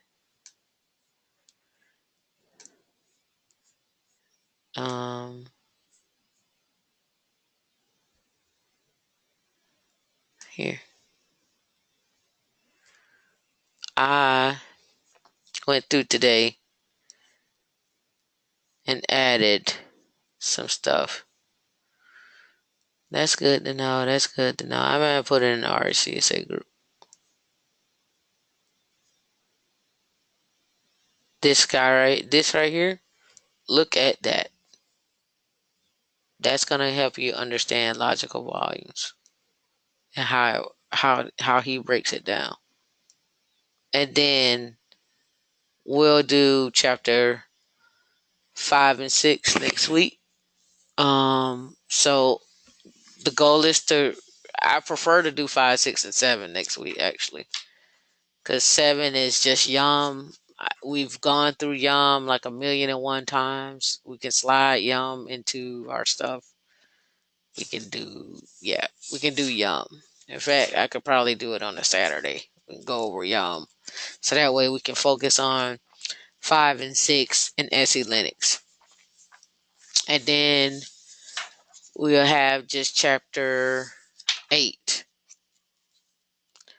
when we get back, which is user administrating, add users. This is when you use your LDAP clients and special groups, and then chapter 9.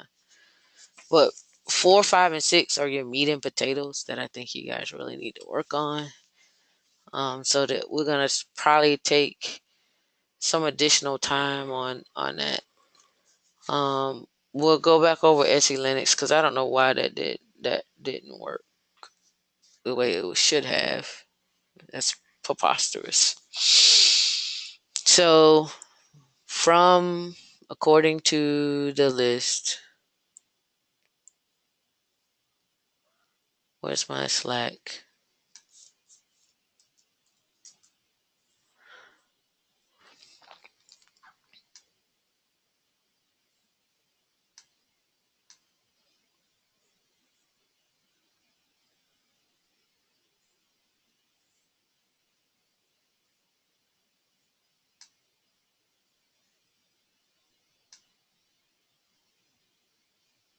I downloaded this 4 times.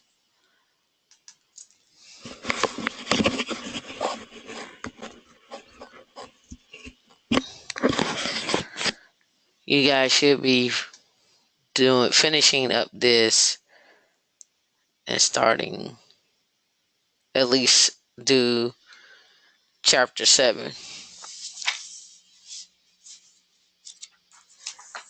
And then we can push 8 out to run with 9 to August the 18th.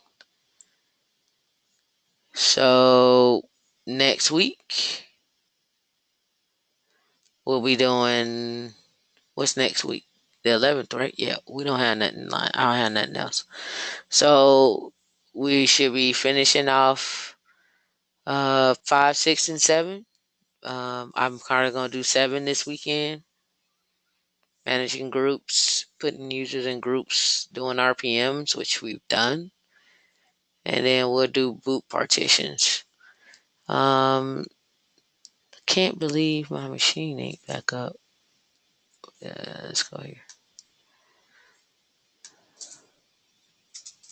Yeah, I don't know. I have to hop on the box to find that out. What's going on with that box? So let's go back over there real quick.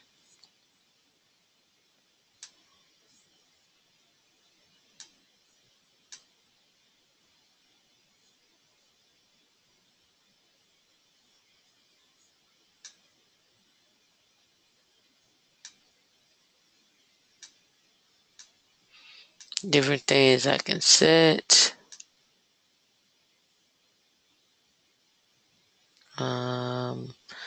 That's the boot order. But I want to have it boot off of a drive.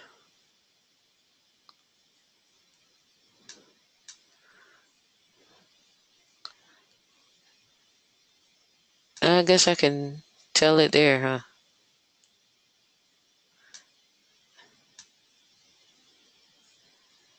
No, cancel.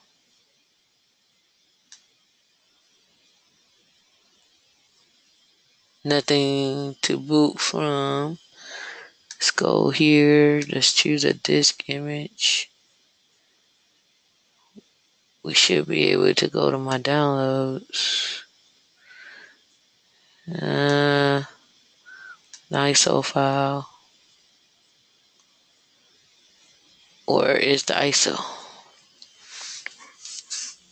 There it is. Let's open that up.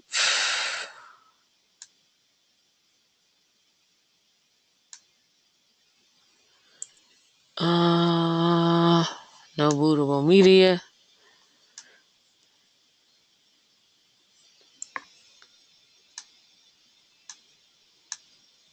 You good right there.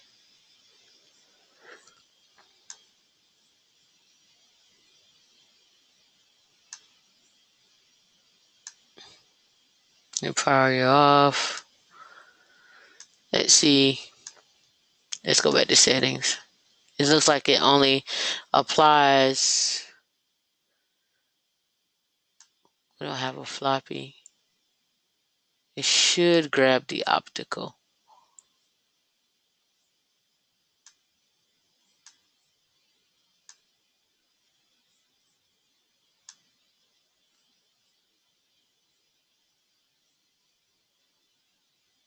Okay. Stop doing that. Okay, yeah, capture. Jesus Christ.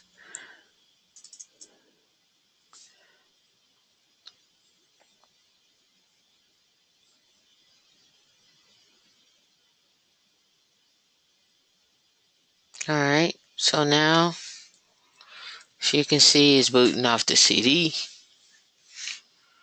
I'm doing my install.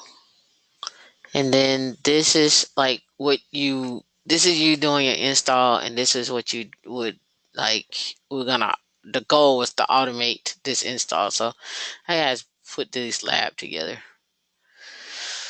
so you guys can do a kickstart. And you can do a kickstart on your local boxes just like I'm doing here.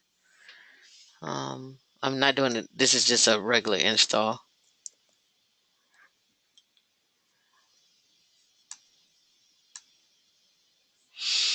And then checking source, checking dependencies. It found the drive, and it's a done button up here, but this is in the way.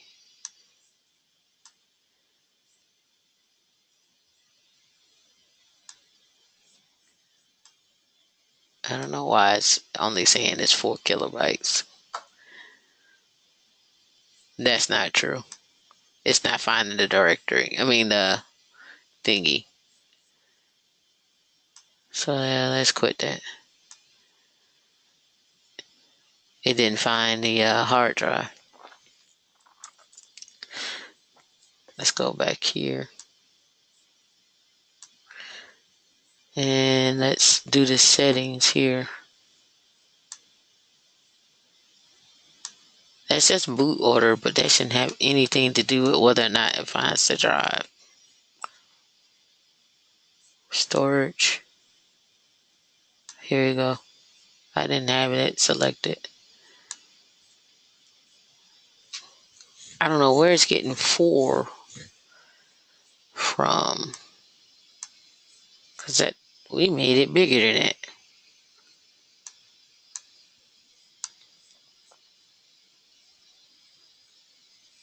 I don't know where it's getting that from.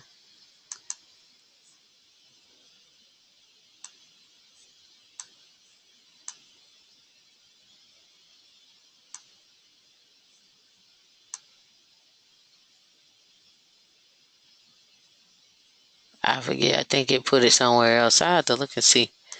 I have to play with it and find out where did it put it at, because it's telling me this is 4 gigs, and that's not true.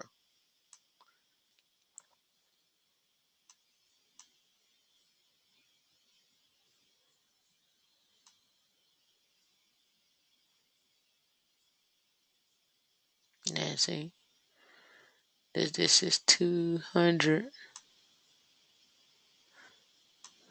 Huh. Let's discard that, and we can discard that.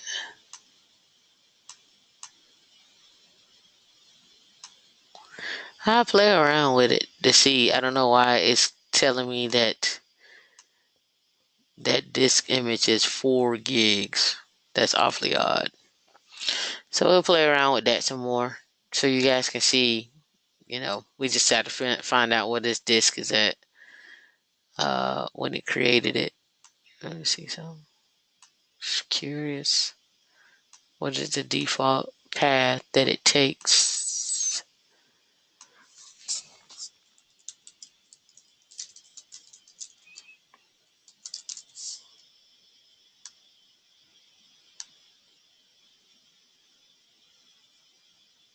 I said 8. And I told her to make it a VMDK. And I told her to make it fixed.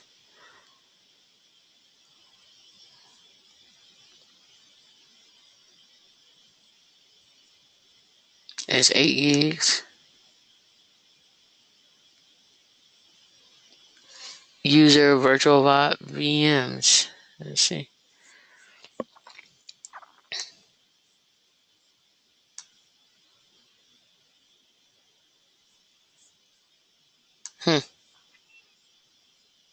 Well, that one says 8 gigs. You see that?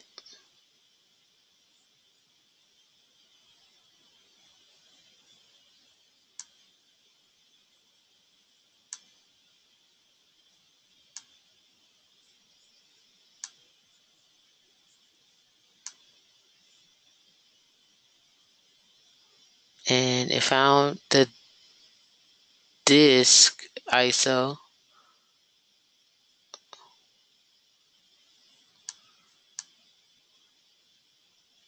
And then let's install. Move this. Yeah, Kickstart is automating the install. It's automating the install. And so basically what I can do on my laptop is I can set up 2 other virtuals on my laptop, and I can make this machine a kickstart for those 2 virtuals. So I can make a little default network up, and then I'll point those 2 virtuals back to this machine. And then the fact that I have a kickstart set up, I'll then uh I can set up, whatever I want to from there, and then it'll do the install with the anaconda.cfg. Like, I think it's under /root. If you ls/root, you'll see that. I create your boxes so quickly because they're out in DigitalOcean, and they have a spin up of those boxes really quickly. So DigitalOcean does that for me. Um, but if I had to spin up your boxes really quickly, yeah, I could spin up your boxes like this right here. I could set up the classroom to say, okay, well, I'm going to spin up everybody box just like this using this kickstart here. I'm trying to click in here. Using this kickstart. Come on. I know you can do it. I know.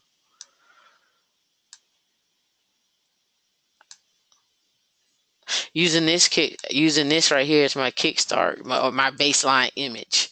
So basically, I'll create a baseline image for everybody, and I kickstart it and put everything that I ever want on there for that particular box. Or I can create a dumbed down version of it and you add as we go. I don't know why it's acting slow here. It's like I'm not clicking in it or something.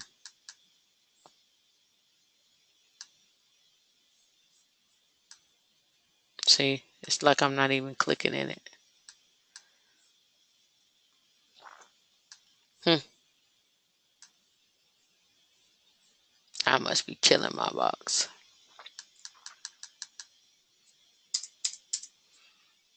Let's see.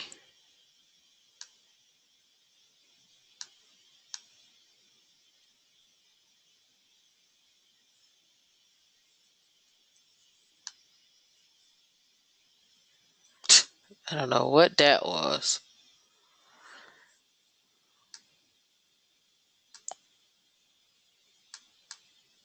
It's like it's slow.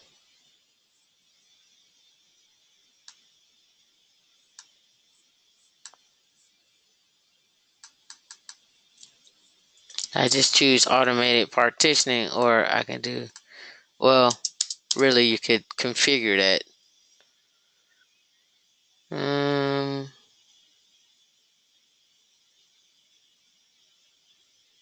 don't know why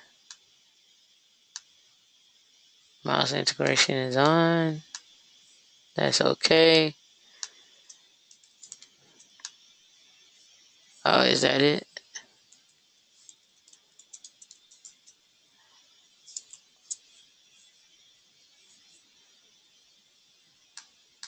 No. So I don't know. I don't know why my mouse on here doesn't work. Like it's something is killing the processes here. So that's what the gist of that is I should be able to do your install here. You can configure a partition and then go from there.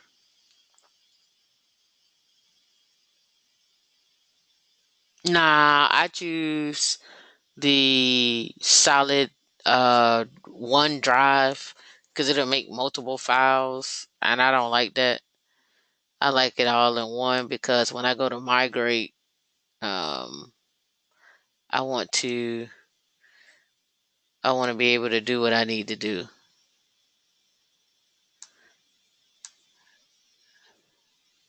I don't know why that won't work.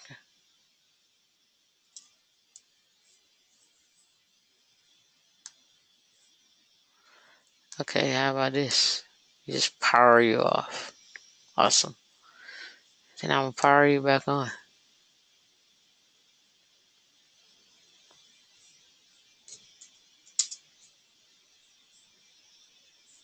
Let's see. You have auto capture turned on. This blah blah blah. Okay, whatever it says. But no, the to do like this right here, to do something like this, you would do a baseline install, right? And then you build your little kickstart machine based on your based on the kickstart that you have for this machine. And so that way when you go to kickstart your other two machines, they all look the same. Or you, in our world, you kickstart this one machine and then you just clone it. So you got the same machine every single time. And when you have the same machine every single time, you don't have to worry about whether or not it's different. You have a baseline image and you just make a clone of it every single time. It's kind of like what Docker does. It makes an image of the actual, you make an image of your web application, and then you can deploy that web application over multiple machines, well, over the one machine that you have multiple times. So you can scale out and it's the same application. It's the same every single time. Shouldn't be any different. And so that's what people stress. So that's why when you hear me talking, I'm always like, oh yeah, this is not working. Something's wrong with my pointer.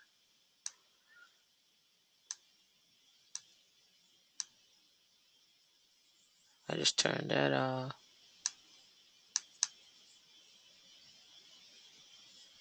So I don't know what's going on with my mouse. So when you see me talking, it's always like, we're gonna, like, when I build your servers at DigitalOcean, they're the same every single time. I pick the same instance, the same. They have their own install, their default install every single time. So all your boxes look the same. The only difference is that you add or take away some stuff.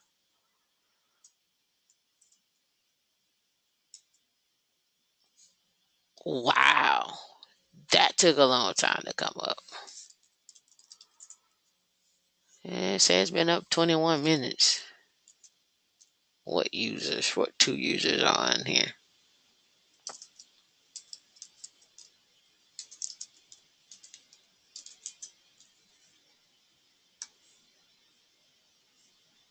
Hmm.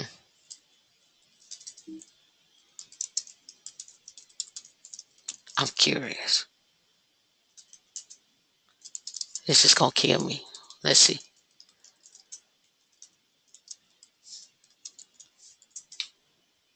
Okay. By law, file one shouldn't work, y'all. Okay. Here we go. Is it gonna work, Lolita?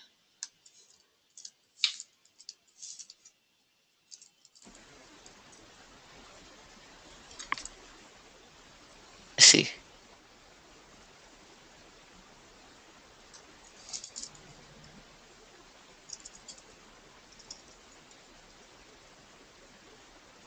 Start it.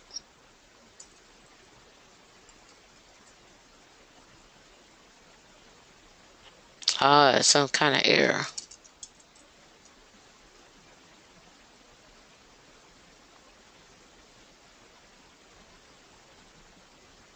I don't know what that is.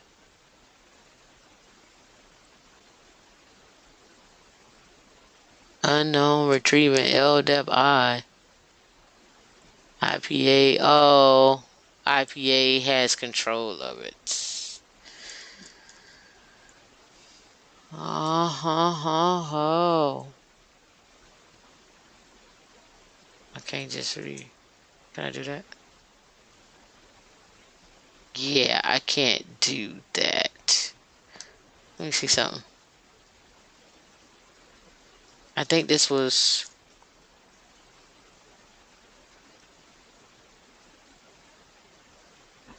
I think this was server 2. Yeah, that's why.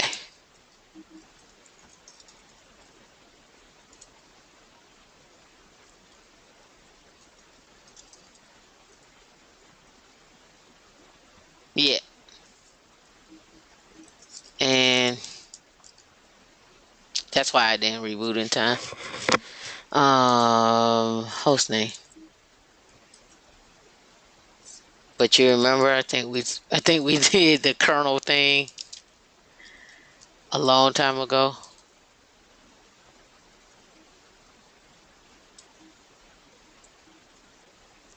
This right here. Oh, sure. Remember that? Yeah. So there's server 2. Okay, that should work better now.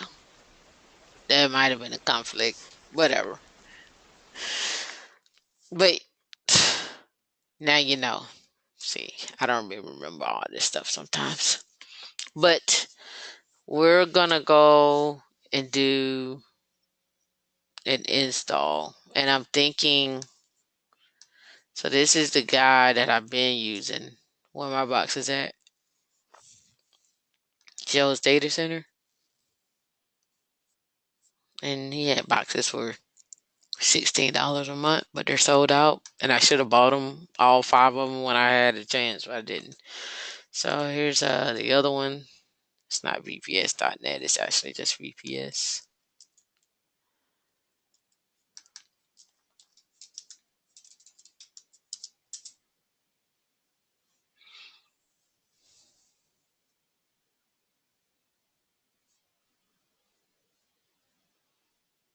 Mm-mm. Mm. Maybe these guys.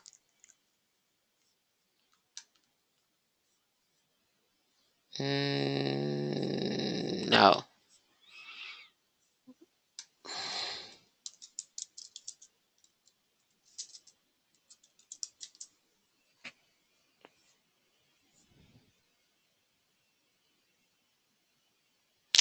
It's not HostGator. Not 1&1. I can't remember who they were. They were like $9.99 a month. And they give you full blown servers. And I'll post that link on who I was talking about. I know it's not these guys.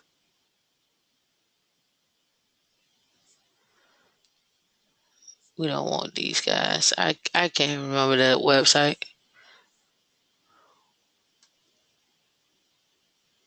No one HostGator. HostGator can be high.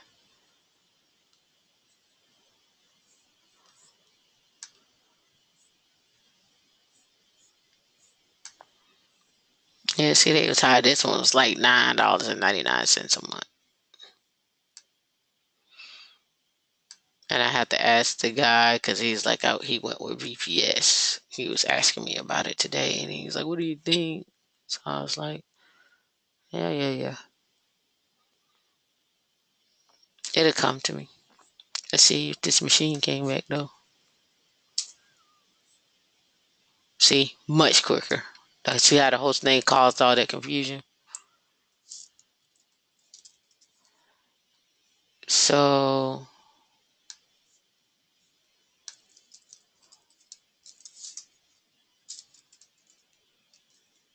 oh, sorry.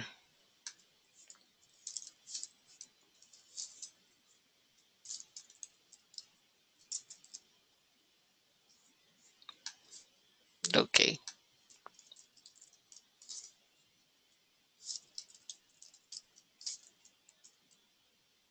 Oh, are you serious?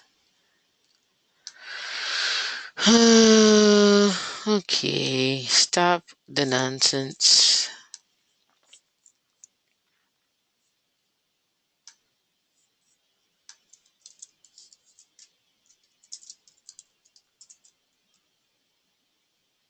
See?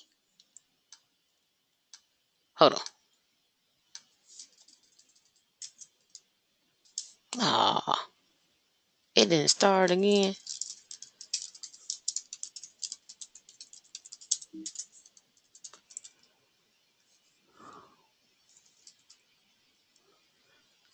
IPA servers failed. Why?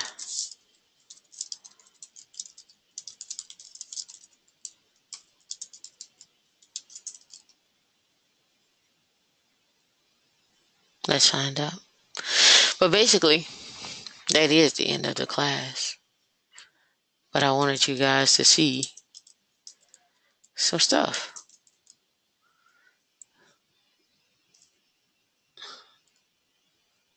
Ah,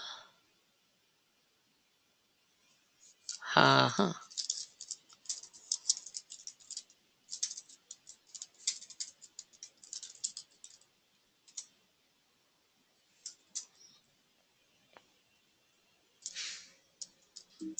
Let's do this.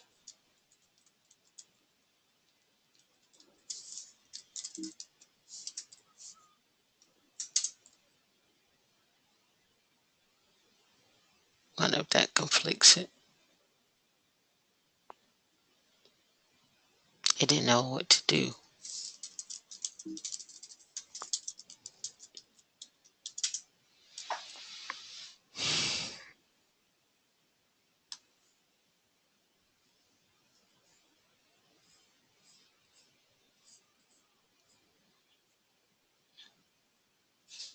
Hmm. See some.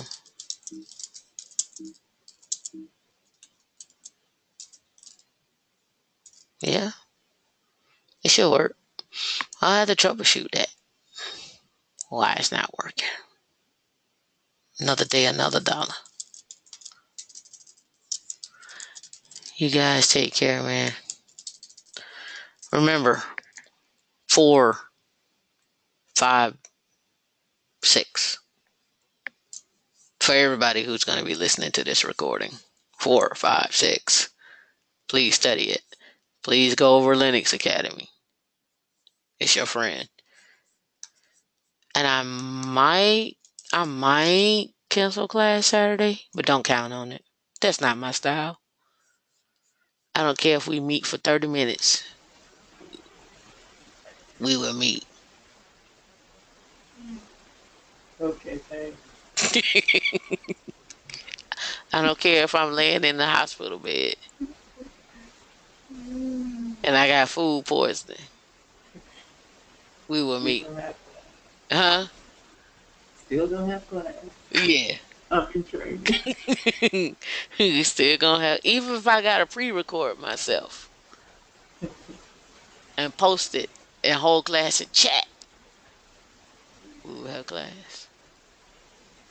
The only way we don't have class if I don't have internet connection. Or something tragically happened. Like you gotta be like, we ain't having class, something wrong. You better check. Be like, you all right? You're like, nah, I ain't all right. But we'll go through 4, 5, and 6 most definitely, and then we'll be back on track. But like I say, 7. Well, we only have to go through all of 4. It's just the SE Linux stuff. 7 is Yum, and I don't think we need to spend a lot of time on that. I don't. I don't know how you guys feeling. What do you think? Mm, no, No, yay. no. We know how to install, we know how to chat. You know how to do RPM query. Yeah. So I didn't think we need to spend a lot of time on that, but the labs are gonna be your friends here. Configure file systems, configure local storage. I'm getting ready to get off the phone and try to run through these tonight. And then they go here and do virtual machines. We got to go back to chapter 1. That's why I wanted to get the a server for you guys to play with to do an install and do a kickstart and so forth. All right, you guys take All care, right. man. Thanks. You're welcome. I think You're welcome. Bye.